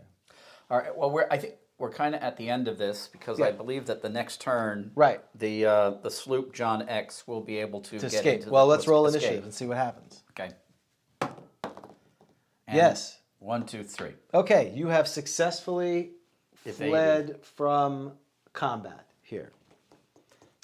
So that was disappointing. I should have just. I disagree. No, I think it was horrible. It was horrible because I had an opportunity to slay you and we didn't do that. So, hello, David. How are you? Hello, we're back. Do you hear us? And we're back. Well, David, we ran we did the next turn, which was the sloop John X was able to get off of into the shallows before the what's the name of it? The Runny The Runny Richard Richard. was able to come back and finish him. Fair enough. So because I have a 17th level magic user, there are some things I could have done, like threw a fireball at you. Oh yes, Correct. as long as it's in range, which at a 17th level magic user, I'm pretty sure it is. Yeah, so in this case, per 5 HD of fire, it's 1 point. So at 17th level, I would have done 3 points of damage. Is that the way I'm reading that? Well, that's fire checks. Well, That's yeah, fire then checks. it's- So you've got the number of fire checks that you should do. That's not actually fire. So that if you look at the DMG, there's a So yes, in the DMG on page 54, Okay. there's a thing called fire check. So when you cast a fireball at them, let's say you did so, and what does it say? Fireball is a fire check. So I see. So at 15, you'd make 3 fire checks. So let's do the first one. Roll 3d6. 3d6. Oh, I see. So the more I do, the higher the number, the more damage I do. So here I did 14. All right, a 14 does moderate to heavy, 2 to 8 points of hull damage. All right. So this is all right. Next, now we got the new strategy. Yes. With 5. Then okay. Then 5 points of hull would've been- damage. That would have been 5 additional. And I would have points of rolled hull. 5d4 for crew lost in that case. Is it a point? Yes, indeed, that's exactly right. All right. And then, so yes, if you want to destroy the ship and burn it down to the water line, a fireball is very effective for that effect. Okay. Oh, it's getting away. In fact, that's probably what that unfortunately is the result, because I'm pretty sure you can cast a fireball at far enough range Right. to wipe it out, as it tries desperately to. The poor flaming oarsman. I told them not to escape. So Flaming oarsman. flaming That- oarsman. Yeah. That's right. That's good too. So, that's a flaming horseman. well, that was okay. I love this. It's good, obviously. So I'm going to warn you to probably not to listen to the next show, because Dan and I are going to try to use this, and some version of what we're going to do may be influenced by this book, but it's probably not going to be similar, and you're going to be screaming. That's why we left holes. That's right. That's We'll why we just left say holes in there. for you to drop into. And there's going to be screaming and gnashing of teeth. That's my normal Right. state while listening to your show. I know that's how it is, but this is your own work that I'm going to vilify. So I just pre-warning you. So what level was the magic user? He's 17th level. Right, so that would be 27 inches of range. Yeah, 27 inches. Okay, wow, that's just out of ballista range. Right. That's interesting. Yeah. Great, that's great. At 17th What are you level, I doing? would expect that. But I could also fly. I'll shoot him with the ballista, boss. Boom. Okay, 1 point. What did you do? Right. Well, I'm just planning ahead, Absolutely. Fly with the genie and just lay death on whatever attacks. What a surprise that a magic user, a 17th level magic user, might be effective. Right. Well, and I like this, that it wasn't 2 seconds and one of the ships is destroyed. Yeah. Well, that's because you didn't throw fireballs at him. Right. Okay. But definitely workable. So the only parts we didn't do is obviously boarding, which would be the next part. So And some of the boarding, damage. And boarding is not actually covered in WindJammer, because under boarding They we have go something back in to the DMG. the DMG rules, and it's basically once you've gotten your ships next to each other, Right. and you decided you're going to board, according to the DMG, there's basically a 25% chance that they repel it, and if they don't, well then you just start pouring Combat. your guys across, and you can do a melee combat from there. It's just normal melee combat, yeah, that's right. Well, thank you, David, for your time today. This is a lot of fun. So again, I know you have to go to work tomorrow. So where can people get WindJammer again, Rob? Well, if you go to the Itch.io site, which is smolderingdun.itch.io. You'll send me the links. It'll be in the Yeah, show the notes, and it'll be in the pod. It's available for download there. There are still some available print version, which is available for $5 plus shipping and handling. All right.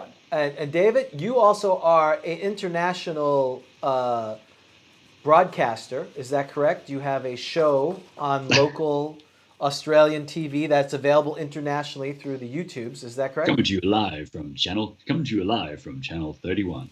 Yes, that is correct. I have a TV show which is from the local Melbourne. I've been doing a few local Melbourne things and talking with some people who've done a Kickstarter with some new kit. Talking with a guy the other day with some new dice. Talked with some people a few weeks ago about a new game that they were putting together. And Ninja game, that was great. It's so that it's sort of like a combination of Jenga and Frogger, but yeah, it's really good. And it's like 13 episodes. Got to talk to them to figure out whether we're going any further. But yeah, it's been fun. All right. And of course, all the usual YouTube and everything else as well. That's right. So David not only has a lot of, I would call it a love letter to AD&D on his books that he's done, his virtual ebooks on his site. Then he has a YouTube channel, David Thompson, where he's gone over AD&D, but he goes over Batman and Marvel and a couple other ones. A lot of, and it's very laid back. It's not the high production value that we have here, which is completely. Could never attain your heights of high production. It's him with the book and him explaining it. So it's you feel like you're having a conversation with your good friend. So it's a lot of fun. As opposed to this polished banter that either Dan or you have come to. So David, thank you so much for your time. Really appreciate it. Always a pleasure. We'll see you on Discord as well. And we're going to take a quick intermission and get set up here. So we'll be back in a couple of minutes. Right. Bye-bye. David. Thank you very much. And now, before the next show starts, let's enjoy an intermission. You'll find our snack bar chock full of good things to eat and drink. Tasty, tempting hot dogs, thirst-quenching soft drinks, fresh, crunchy popcorn, a complete assortment of delicious candy, and a full line of cigarettes. You've plenty of time, so visit the snack bar now. A tasty treat will double your enjoyment of the show. Let's all go to the lobby. Let's all go to the lobby. Let's all go to the lobby to get ourselves a treat. Delicious things to eat. The popcorn can't be beat. The sparkling drinks are just dandy. The chocolate bars and the candy. So let's all go to the lobby to get ourselves a treat. Let's all go to the lobby to get ourselves a treat. Your dungeon master has placed you in a dreadfully precarious position. You're playing the most phenomenal game ever created. Your skin grows cold from your first glimpse of the enormous beast. It's a product of your imagination. Survival depends on a quick, decisive move. Your choices are limited. Stand and fight, or run. Use your lightning bolt. Victory is yours. Win the treasure. TSR Hobbies. Dungeons and Dragons games. Products of your imagination. Challenge your imagination to come alive and to battle with the creatures of Dungeons and Dragons. Grapple against the forces of evil as a Marvel Comics superhero. Hunt adventure and glory as Indiana Jones. The all-new role-playing games of TSR and Dungeons and Dragons. Unleash the power of your imagination. You are the player, and the arcade is the arena. You focus your mind and propel yourself into a universe where you're the master of your destiny for as long as you can keep the trip going. This is the arcade experience. We're ColecoVision. We bring the arcade experience home with games like Donkey Kong with multiple screens, arcade controls, and arcade graphics that let you have the arcade experience at home because your vision is our vision. ColecoVision. Open the world of advanced Dungeons and Dragons action figures. Strongheart, Bronze Dragon, Morduk, Nightmare. Discover a world of mystery and magic. Stand back, Strongheart. You shall never have this treasure. Evil is no match for good until we meet again. Advanced Dungeons and Dragons action figures from LJN. pure magic. In the eerie world of deep, dark dungeons, mystery and magic seem real. There's good against evil with advanced Dungeons and Dragons action figures. War Duke, Kellic, Strongheart, and Bronze Dragon, each sold separately. Beware, Strongheart. We will cast an evil spell and steal the treasure. Well, evil is no match for good. The treasure is safe. Advanced Dungeons and Dragons action figures, Kellic, War Duke, Bronze Dragon, Strongheart, each sold separately from LJN.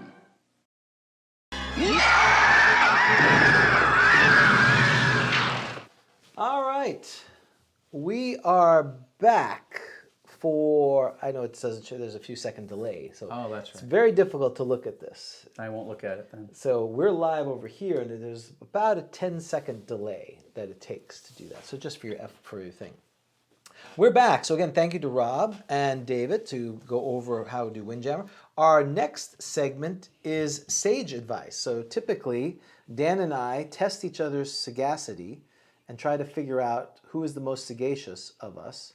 And since Rob is our guest, I decided he can attempt to be sagacious. So we go back to the Dragon magazines from back in the day, and I ask questions, and he's going to try to answer them. Now, unfortunately, this is from it's from the October 1982. This is where these come from. Okay. The bad part is the questions are like 1 sentence long, and the answers are like 14 paragraphs. So Okay, well, I'll try to keep it to that. Try to be as verbatim, verbosity as quick as you And can. what is my criteria for whether or not I am I'm within 1,000 yards, I'm within 100 yards, do I have to hit all 14 paragraphs worth of points? So I haven't read the answers, so we'll figure it out. Okay, fair enough. So, but it's so there's two questions, and the first question is, which I think you would like. Actually, Dan, I'm glad I'm asking you this because Dan. Yes, you're welcome, Leroy. Let's all go to the lobby. Is an earworm that will stick in your brain for the rest of the day. Forever. So the first question is, are demi-humans able to manufacture magical items?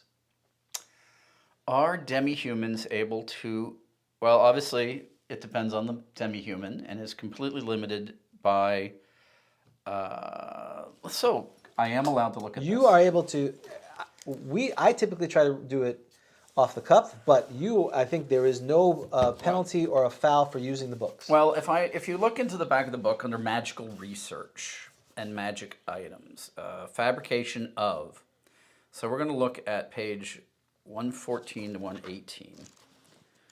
So 114 to 118, my gloss is going to be that in some yes, some no, it's going to be dependent upon what their maximum attained level is.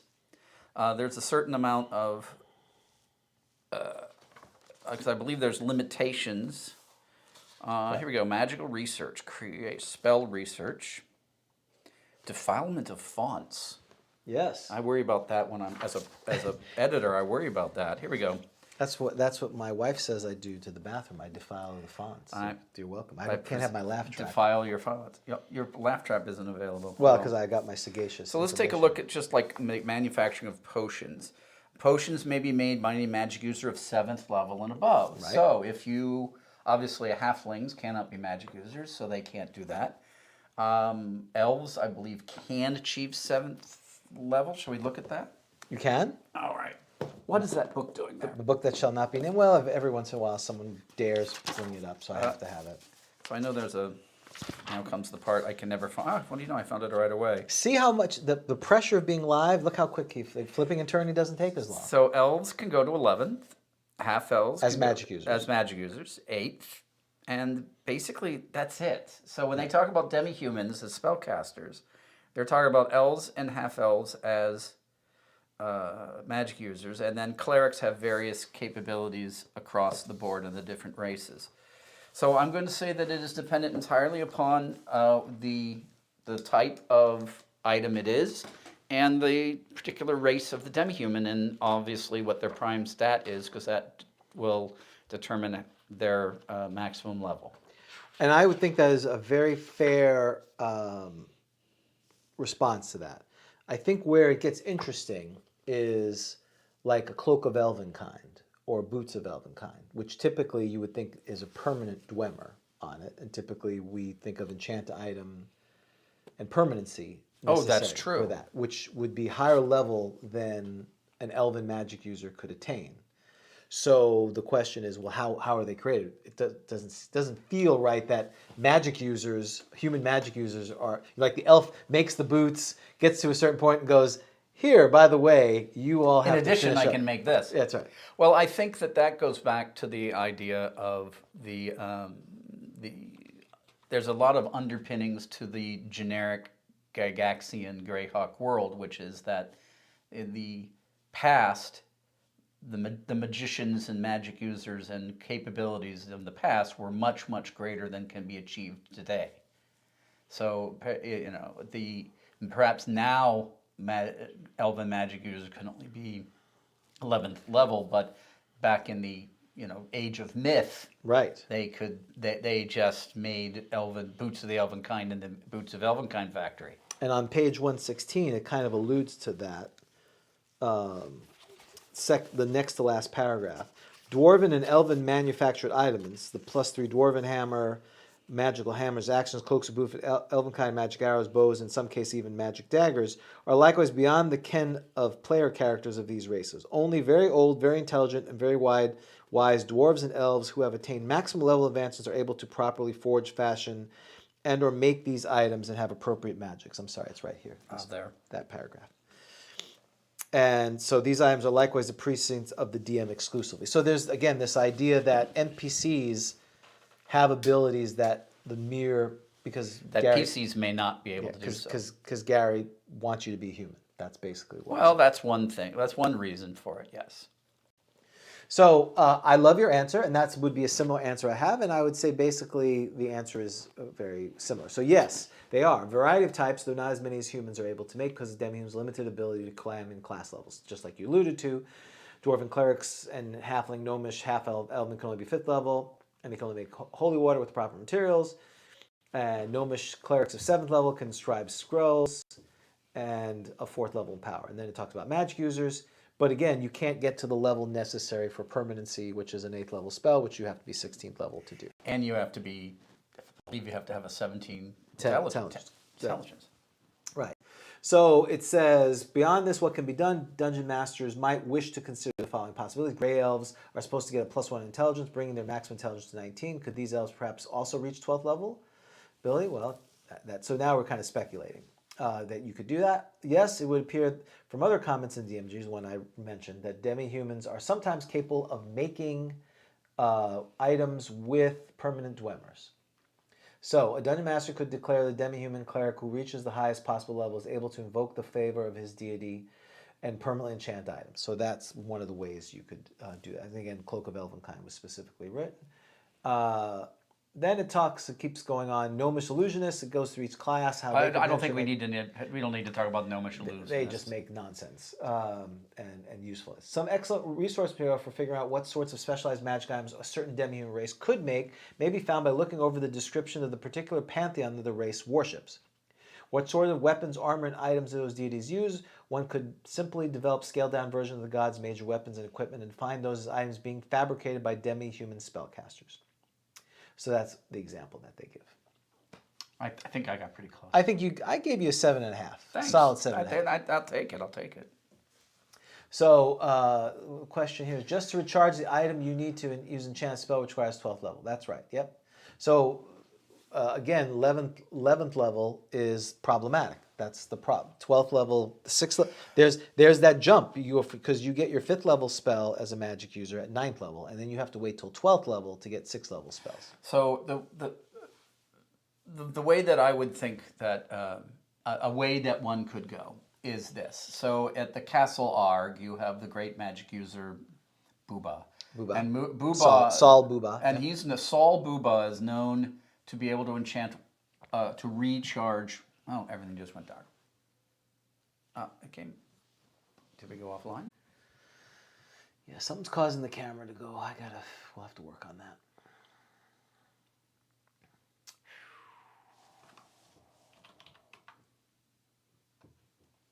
All right.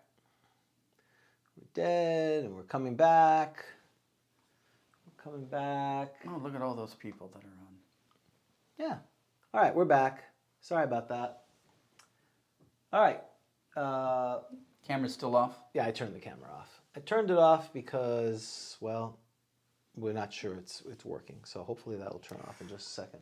Okay, so one of the things that you could do with regards to enchantments is, and this has to do with the whole idea of there being a past magical world that we're only scuttling around in the shadows of. Right. So Saul Booba is known to that he can recharge items. Maybe Saul Booba has a artifact in the basement of the Castle Ark, and so he will recharge your wand of magic missiles, but of course you have to do something for him. Yes. So as a GM, you could set this guy up as a, you know, for want of a better term, a quest giver or an NPC, or as far as that goes, maybe you and your PCs would like to kill him and take over Castle Arg and set that up and become the... Be murder hobos all the time. Well, yeah. or that's just what you want to do. You can do anything you want. Right. So anyway, that's a one way as a GM you can get around the annoyance of the fact that you have to cast this permanent spell and enchant things. You could say, well, if you want this in refill, I only know one place that a magic that you could rejuvenate a magic item. You have to go to Castle Arg and talk to Saul Booba. Yeah, and I thought you were going a different way, but I like that way too, which was that perhaps the elf, the dwarf, the halfling can make magic items because there's an ancient item bestowed by the gods or this shrine that allows them to do this. Yes, absolutely. So it doesn't have to be tied to an item that the characters can steal. They just have to charm or enchant the poor priest to become slaves of them to produce the things they want. I imagine that in the halfling it's like a bowl of a tree, an old stump, and they reach inside and they pull out, oh look, here's a halfling magic item. Right. So there's ways to do that. All right, second question. I guess this is related to demi-human magic items. Okay. Or items. So how does one make or acquire elfin chainmail? Well, you kill the elf that's wearing it, and you take it. Or the bard, you hunt down a bard. Bards can wear elven chainmail. They can. You should, and since wiping out bards should be your primary goal as a murder hobo, it's just a matter of hunting them down and taking their armor. Well, that's right. So why can't you, for those who may not know, you can't just buy elven chainmail? As I recall, elven chainmail is one of those things that are passed down from, like an heirloom of the elves from the old days. I mean, that's a lore idea. I will be honest with you, I'm not 100% going to give a good answer on elven chainmail. It seems to me that it smells like something from the book that shall not be named. No, that's fortunate it's not. In the player's handbook, if I recall, there is no mention of elfin chainmail. We'd have to do a search. But when you look at the items you can buy on page 30-something, you scan the items you can buy. We're flipping and turning. Armor. You go to armor. Chain. There's no elven chain on there. Of course not. So there's no elfin chain. Is it a magic item? There is no magic item in there. But if you go to page 27 of the DMG, so Rob gets the full experience of flipping and turning. Yeah, and we're flipping and we're turning on the right hand side. Chain, elfin. It is obtainable only from elfin kind who do not sell it. So therefore, they either give it to you, or you steal it from them. Or you take it from their dead body, or steal it from them. That's right. So, so the question is, how do you make or acquire it? Well, how you acquire it is it says they will not sell it, but perhaps you could trade for it. Perhaps you could do a quest. Or it could be given to you as a gift for friendship of the elves. That's right. Or I mean that's the the lawful good or the good way to do it. Yes, that is a lawful good way. The other way is to kill attack their town and take their village, their hamlet, whatever they live in the forest, and kill everyone and take it from them. But there's another problem with elfin chain is, as we know, elves are pretty petite. They are. So if you're not petite, you're going to struggle to get yourself in that. So. Well, think about, obviously one of the ideas of elfin chain is one of the inspirations for Elfin Chain is the chain of Mithril, the Mithril chain shirt that Bilbo received, right, in The Hobbit, and that Frodo wore into Mordor. The idea that and it was made for an elf princeling.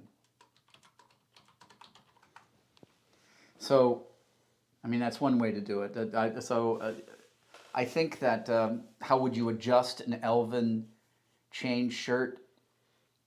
Isn't it just like in a video game where you just click on them and you just click on the new armor and it just sort of appears on your character? No, it's kind of like when they was it Pep and Mary, they wear at the battle of whatever, they got to wear the chain shirts, and it's kind of just falls all down. Falls Yeah. Well, then maybe instead of being a chain shirt, it's more like a crop top sort of a thing.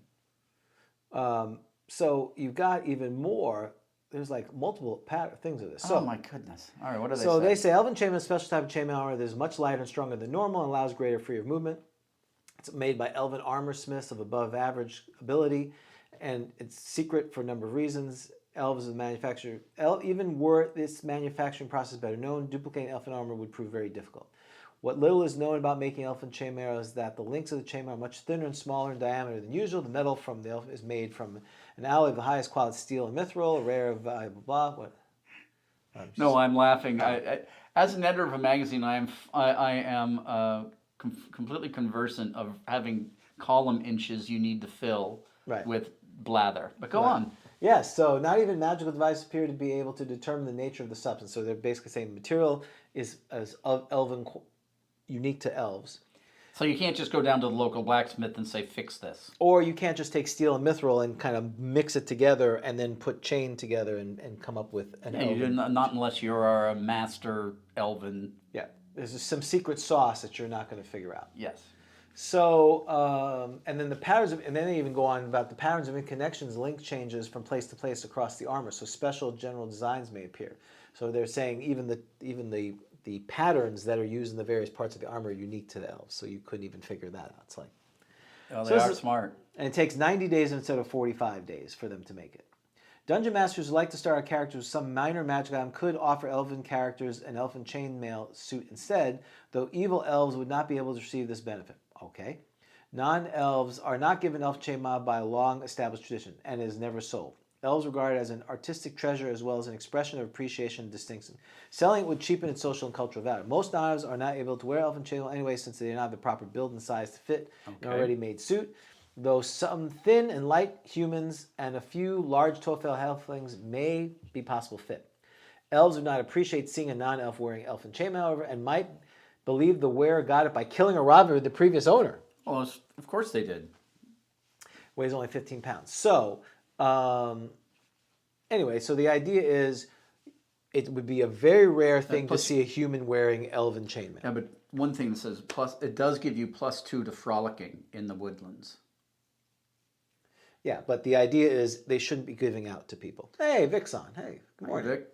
So, you know, if you want to give that as a gift, it should be a rare item. And I found that most players, they are not super interested because once they can get magical plate mail. Why do you want elven chain? Why do you want elven chain? You know, how are you going to keep them down on the elven chain once they've seen +4 plate mail? They want elven chain up till when the magic plate starts rolling. That's right. Well, there's as Vic says, you could have it. It could be made to order. So imagine that you do a great deed for the King of the Elves, and he says, "Okay." What was the name of the King of the Elves in the Hoblet? Do you remember? I don't. Well, there's the guy that Thranduil was the name of the King of the Elves of Mirkwood. Or I give you an ooh for that. That's great. Greenwood the Great. Greenwood the Great, as it was formerly and subsequently known. Very good. Do we want to talk about Tom Bombadil for the next hour and a half? No. I would love to talk about. He's a jolly fellow and his boots are yellow. No. I was gonna put that on for the thing we should talk today, an hour and a half about Tom Bombadil, since Dan was not here. Yes, this is the all Bombadil. This is the all Bombadil all the time episode. Yes. Convince me, Dom Bombadil is not necessary. Convince me otherwise, and then you spend an hour and a half going through that. And it smash cut to James going, "My gosh, he is an awesome fellow." That's right. I can't believe they left him out of the Lord of the Rings. That's right. We should never talk about it again. Well, very good. So we have one final thing that Rob is gracious to do. We're going to do random encounter. Oh, I'm looking forward to this. So, random encounter is where we roll a random monster. Now, we do need the book is over there somewhere. Because Dan is not here and his ascribed books, because of the foresight that Rob had, David was the one who put together most of this. He and David decided we should capture this for posterity, because in this event where Dan does not have his books, we can continue without him. We can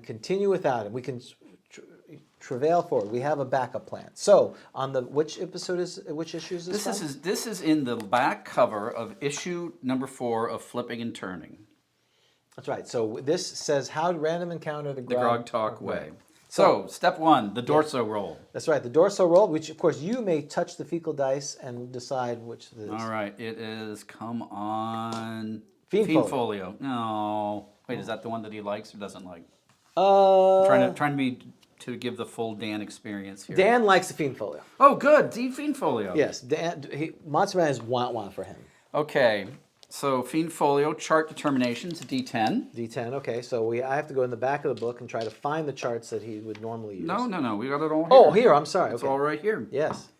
3. So that's 3. That becomes a dungeon. Roll a D10 to determine the monster level. Good. 8. Oh, this is good. And then I think that was... okay, next is... Probably going to roll percentages. Yes, percentages. You roll percentages to figure out the type of creature. Now, I am excited because some of these creatures normally Dan would struggle with, so hopefully... 38. 38. You have a Pyrohydra. Awesome, I'll take it.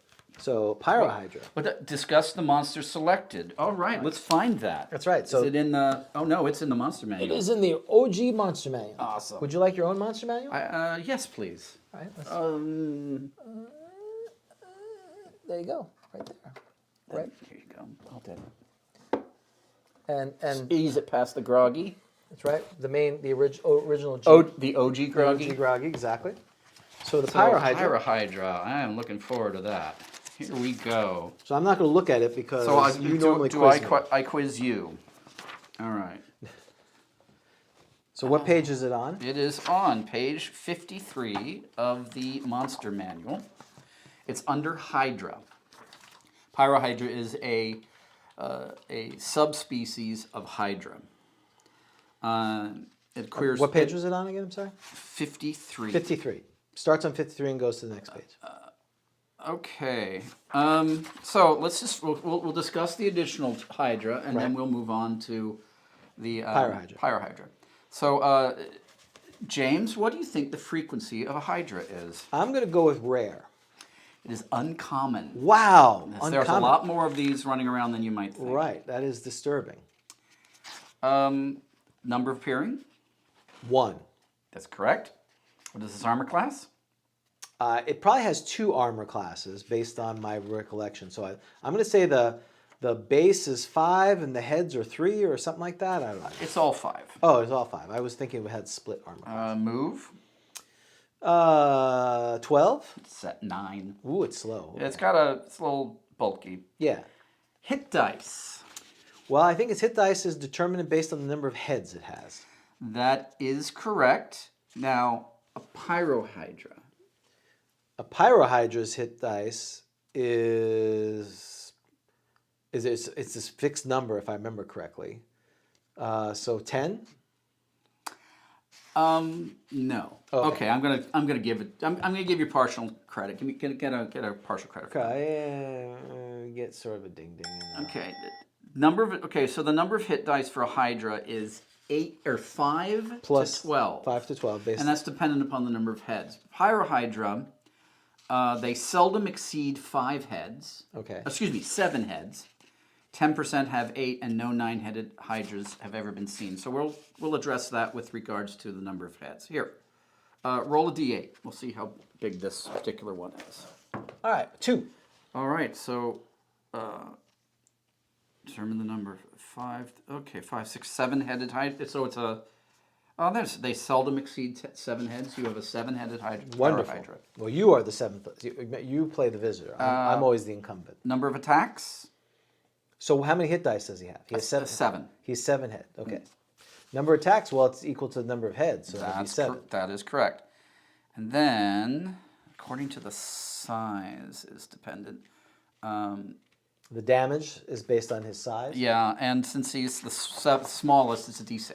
D6, so 7 attacks, each one D6. Okay, so Hydra are reptilian monsters found in marshes, swamps, and similar places, as well as in subterranean lairs. Their large, 4-footed bodies are surmounted by from 5 to 12 heads. Roll a d8. Right, which we did.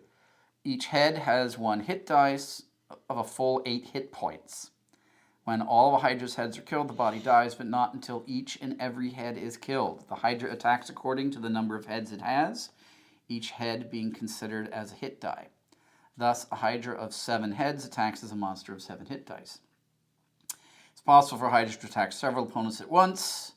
Damage is based on the number of heads, 7 to 10. Oh, 7 to 10 is 1d8 points of damage. Yes. Okay. Pyrohydra, Pyrohydrae, which apparently is the plural, also appear quite similar to normal Hydra. Although their coloration may be tinged with more red, they seldom exceed 7 heads, 10% having 8, and no... So this would be a Dan question. I saw we determined the heads up there, but what do you do with this 10% having 8, 9, none? Okay, well, I would do is that what it's basically telling you is that 90% of them have 7... Okay, they seldom exceed 7 heads, right? Which means that the numbers were 5, 6, or 7. Yep. We rolled a d8 and we got 7. If we had rolled 8, we would have to see if it was a 1 in 10 chance of it being that. If it was more than 8, we would have to ignore it and re-roll, or it would all go down to 7 heads. Okay, how I would rule it. So you would say that, and I'm still thinking that you'd roll a d8. If it exceeded 7, you'd roll a 10% chance. And it would basically go down. It would be, if it was less than 10%, be 8. If not, it would be 7. That's what I would do. Yeah. Okay. Because it's skewed that way. Is the way it seems to be. Each head of a pyrohydra is able to breathe fire twice per day. The breath shooting out in a cone of a certain size. Fire causes 8 hit points of damage. 4 if a saving throw versus dragon breath is made. They can, of course, strike normally as well. So, the first question we have to find. So he's fighting the stone golem. Stone golem. So the first thing that needs to be determined is, can the Hydra even affect the stone golem? Right.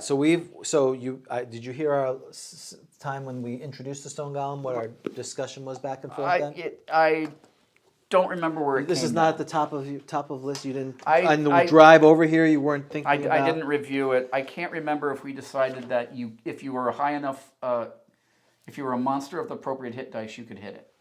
We went back and forth on that. Okay. Because what we're talking about, for those listening at home who did not listen to the previous ones, is under Golem on page 47. It says magical creatures with hit dice equal or greater than those of the Golem are able to attack with effect. For purposes of determination of hit dice, in this case, a stone Golem is considered 14 hit dice. So it's saying here magical creatures have to be 14 hit dice or more in order to hit it. But under stone golem, it says... Wait, where does it say? That was under golem. That was under golem. Okay, under stone golem. Under stone golem, it says normal weapons do not harm stone golems. In fact, it requires weapons of +2 or greater enchantment to damage them. So that kind of brings up... Now, the Monster Manual came out in 1977. 1979... They say on page 75... Despite special defense which protects certain creatures from attacks by non-magical weapons, these monsters can be effectively hit by attackers as follows. Defender is hit by weapon +2 or better, can be hit by a hit dice 6+2 hit dice or more. See, I would say that this 7 hit die Hydra could attack it. Okay. And some people would argue and this is a magical creature, because again, literally, if you read this, it says magical creatures that are less than the hit dice of the golem could not do it. So I don't even understand what a magical creature is in the should we look in the glossary to see if magical creature is defined? That's a good question.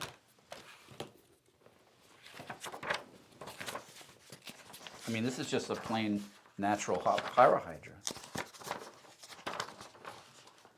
Let's see. Magic resistance, magic. Yes. So does it have a glossary thing for that? Does not have a drug glossary for magical creature. Okay. So again, to me, a magical creature is not a normal herd animal or one of the things that we would see in the normal planet today. Okay. Humans would be not. Then how did you come down on this? I don't remember, to be perfectly honest. So I'm going to say. I think you ended up rolling the die. I think we did. Can the Lernian Hydra attack the golem? The Pyrohydra. That's right, Pyrohydra. It's going to probably say yes, but. No. Well, then I guess that ends it. Well, it basically does. We could adjudicate this and roll it out, but there's no chance for this Hydra to win. Does it take? Will it take fire damage? You know, that's a good question. Let's look up Stone Golem, because then you could be able to. Because I could effectively do 16 times 7 is over 124 points of damage, something like that. So it says, it doesn't say fire doesn't do damage to it. So, well, let's say under Golem. Blah, blah, blah, blah, blah, blah, blah, blah, blah, blah, blah, blah. It does not say, so I'm good. So I would probably argue that a fire could do that damage to it. Why not? Because I'm reading this very quickly. Stone Golems, once created, in addition, it can do the slow, strength is twice the flesh golem, does 1 point structural damage. Normal weapons do not harm it. And the only spells which affect the stone golem are rock to mud, and mud to rock, and stone to flesh. Those are the only spells that affect it. But it doesn't say that fire doesn't do anything. So I'm probably going to give him a great save. And what's his move? His move. Let me keep closing the book. Sorry. No, it's not your fault. It's my fault. His move is an exciting 6. So you could catch up to him. No, not after you slow him. Well, that's true. And I don't want to catch up with him. But I want to stay out of his. But see, this is why. So we have determined there is a way for you to damage him. Okay. So we're gonna play this out because Sounds that's great. what we do here. So you are the Pyrohydra. I right. am. So first we have to determine distance. So we are 70. We're inside a dungeon, so we're 70 feet away. All right. Let's see. Now we have to roll God! for surprise. I have to get within 20. I have to get within 2 inches. Right. And good news, he wants to get close to you because he wants to pound your face in. Nice. So we're going to roll for surprise. Go ahead. 2, you are surprised by 1 segment. By 1 segment. So you can close. So I am going to close let's see, I move a whopping 6, so I move 6 feet towards you in my 1 segment of surprise. Okay. So now I am. Now you're 24. I'm 64 feet away from you because I was 70 feet away from you. Oh, I thought. Oh, good lord. Because I got 1 segment. Okay. I can move 1/10 of my movement. That's right. This is just like WindJammer. That's exactly right. That's right. And I can move 60 feet and around. And and what's the range on your slow? That is a good question. It doesn't really. It's within 1 feet of Fred of me. Okay, so I see you and I go. 1 inch. You're trying to. All right. Well, I don't think. Let's see. So hydras are how smart are hydras? Intelligence semi. Oh, I am absolutely. That rocky guy looks like I'm going to just melt him down. I have non-intelligence, so we're attacking. So declared action. I'm moving towards you. And I'm moving towards you. All right. And we'll declare you. And I'm going to. Well, wait. What's our distance? 64 feet. So we could move and attack. Well, we're more than 10 feet away. You could charge if you'd like. Do you want to charge? Can't I move into? You can only move 10. Well, you could move, but you're more than 10 feet outside of it, so you can't attack until you get to. You can move or attack. If you're within 10 feet, you can engage in melee. But my question is, can I move into close enough to attack? By charging, I'm absolutely going to charge. I have a move of 9. Yes, you would have to charge in order to attack this. I am absolutely charging. And that's what he's doing. We're both charging at each other. That's fine. 5. 2. 2. He charges at you. What's your armor class? 5. Your armor class is 5. He is a 14th level thing.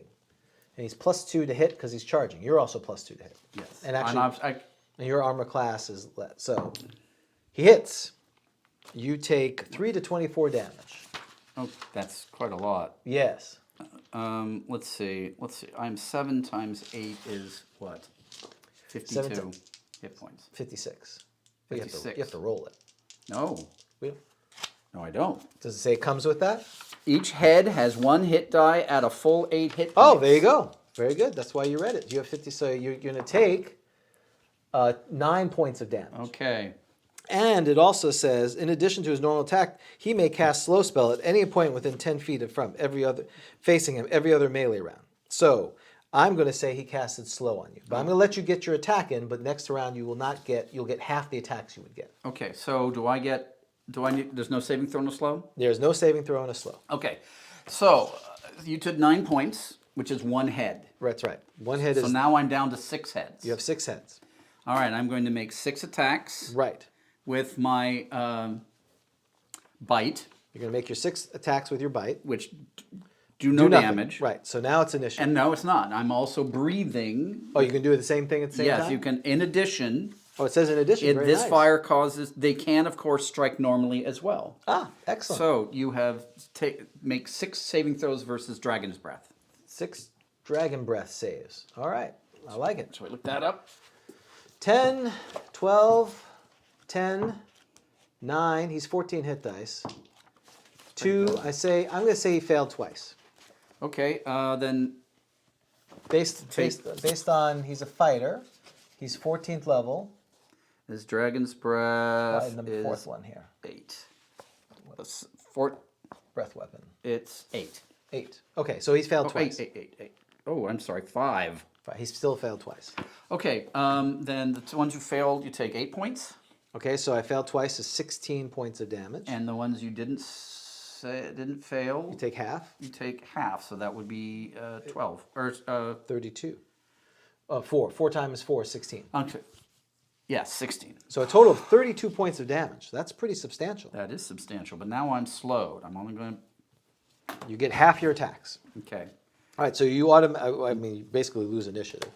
No, you can roll initiative. Let's roll initiative. Well, next round I'm going to. I'm declaring my action, which is I will attack with half of my heads. Half your heads. Just fire. Okay. Well, you can only do it twice a day. Breathe fire. In each head. Right. This is my. Right. I'm trying to wipe you out. You're shooting your load at it. I got you. So 3 of my remaining heads. All right. So 3 of your heads have been used all their fire at this point. Yes. Right. That's a save. That's a save. That's a save. Okay. So it takes 12 more points. 12 more points. Yes. So he's at 26 points of damage. How many hit points does he have? 60. I don't know if I can make this, but we'll see. We'll see. It's closer than we thought it was going to be. Yeah, that's right.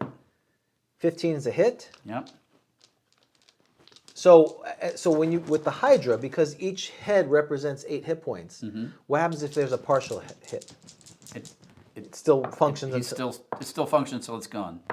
So you take 14 points of damage. All right. Let's see. 1. Now there's math.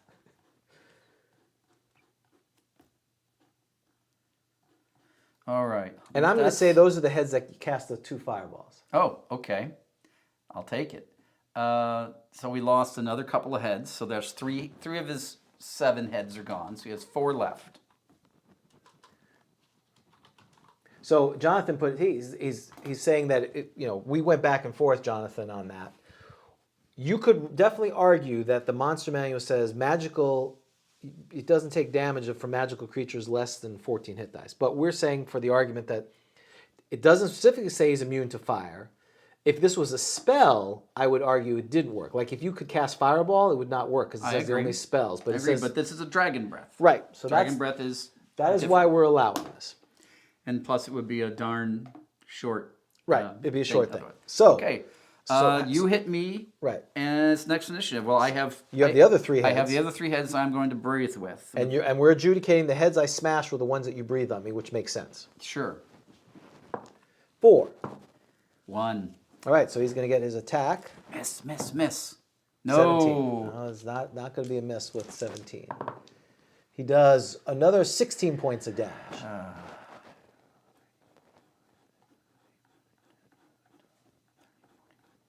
10, 20, 30. Oh, I think I got 1 head left. 1 head.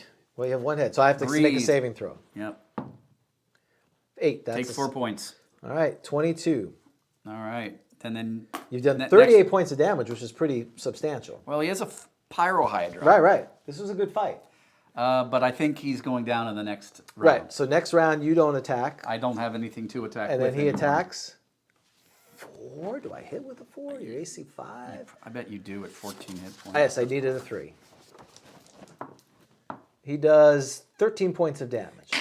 That's the end of the power. So with that smash, last head. Rocky hits him in the head and says goodbye. Oh well, I had hopes. But that was fun because you at least you gave him a chance. Sure. Well, he was only semi-intelligent. I think the non-intelligence actually made the better choice than the semi-intelligent Pyro Hydra in this case. So So once again, this Rock Hudson, Rocky Balboa, whatever you want to call him, he is still here. I was hoping. Vic says, "Are you guys saving for each head?" Yes, making the saving throw for each head. Yes, we're making a saving throw for each head. Yes, we are. Would have been interesting if you would have got like a purple worm. That could have been one of the options here. Could have swallowed him. Yeah, that would have been great. Still, I'm not sure that would be a difficult thing to move for a purple worm. So with that, I've kept you here way longer than you thought you were going to be here. A little bit, but that's okay. I'm glad to be here. I think we're still letting people go an hour or two. Well, compared to Dan and I, it would be normal. So you get the honor of rolling a d10 to see how the show went. Well, I would say that I did say this was going to be the lowest rated show. Don't say that. In history. So let's see how we go. Ready? Let's see. 10. 10. Oh 10. my gosh. The dice don't lie. They're basically saying Dan doesn't need to come back. That's what they're saying. Well, let's see. And what I need to do is fix the camera, which again is unfortunate. We're having some camera issues, and probably just as well for our viewers. Right. We have voices for radio barely. Yeah, so exactly. Again, thank you to David Thompson. And where can people find you on the internet if they want to find you? Well, if they want to find me, go to the GROGTALK Discord. I'm lurking there almost all the time. Yes. If you want to reach out and see the stuff that Smoldering Dung Games has done, you could go to the Itch.io site, which will be a link in the show notes. Yeah, send that to me and I'll put it up there. I sometimes wander into the Central Florida Grognard's first AD&D Facebook page and a couple of other places. But that's, if you want to see me talking about GROGTALK, that's where you'll find me. Well, thank you for coming. It was a lot of fun. My pleasure. Thank you for having me. No, Dan is not losing his gig. Dan he's visiting his daughter up in Michigan and will be back in 2 weeks. And again, for folks out there, we want to schedule a live play for our patrons. So if you are a patron, please keep track of your messages because we'd love to play. That's what the whole reason we do the show is for people to play the old school games and get back into it. And also, if you're of a appropriately high enough level as a Patreon, you also get copies of Flipping and Turning. And I know that there are some people that I don't know their address or their email address, or they haven't contacted me or responded, so I haven't been able to send them. So please take a look on Discord or otherwise. If you're gold tier or higher, you will get a physical copy that we purchase. So again, this is not Rob is the editor and he runs the whole thing. So basically, he pays out of his own pocket to create the magazines, prints them up, and ships them, and then we reimburse him for the cost of that. That's how it works. That is exactly how this is not a free thing. This is not shenanigans here. So. Well, one more thing. Do you want to talk at all about never mind. We'll go on. Okay. Well, for GROGTALK, I'm James. I'm Rob. And we will see you next time on Grog Talk. Take care. Grog Talk was taped in front of a live studio audience. We don't got no dragonborn in Hamlet. A dwarven magic use you won't see. Clerics must have deities to worship, as written in the holy DMG. We like delving dungeons and looting. Every orc is evil through and through, and we don't stay our hands and spare their children like the 5e hippies in the game stores do. And I'm proud to be a first edition grognard, living by the dice and Gare's decrees. We fear only level drain and poison, and DM smiling wide behind the screen. We don't play heroes with long backstories. We fight for our lives to get XP, and there's nothing better than tell the glory of that one time we survived to level 3. And I'm proud to be a first edition grognard, living by the dice and Gare's decrees. We fear only level drain and poison, and DM smiling wide behind the screen, and DM smiling wide behind the screen. We love first edition AD&D.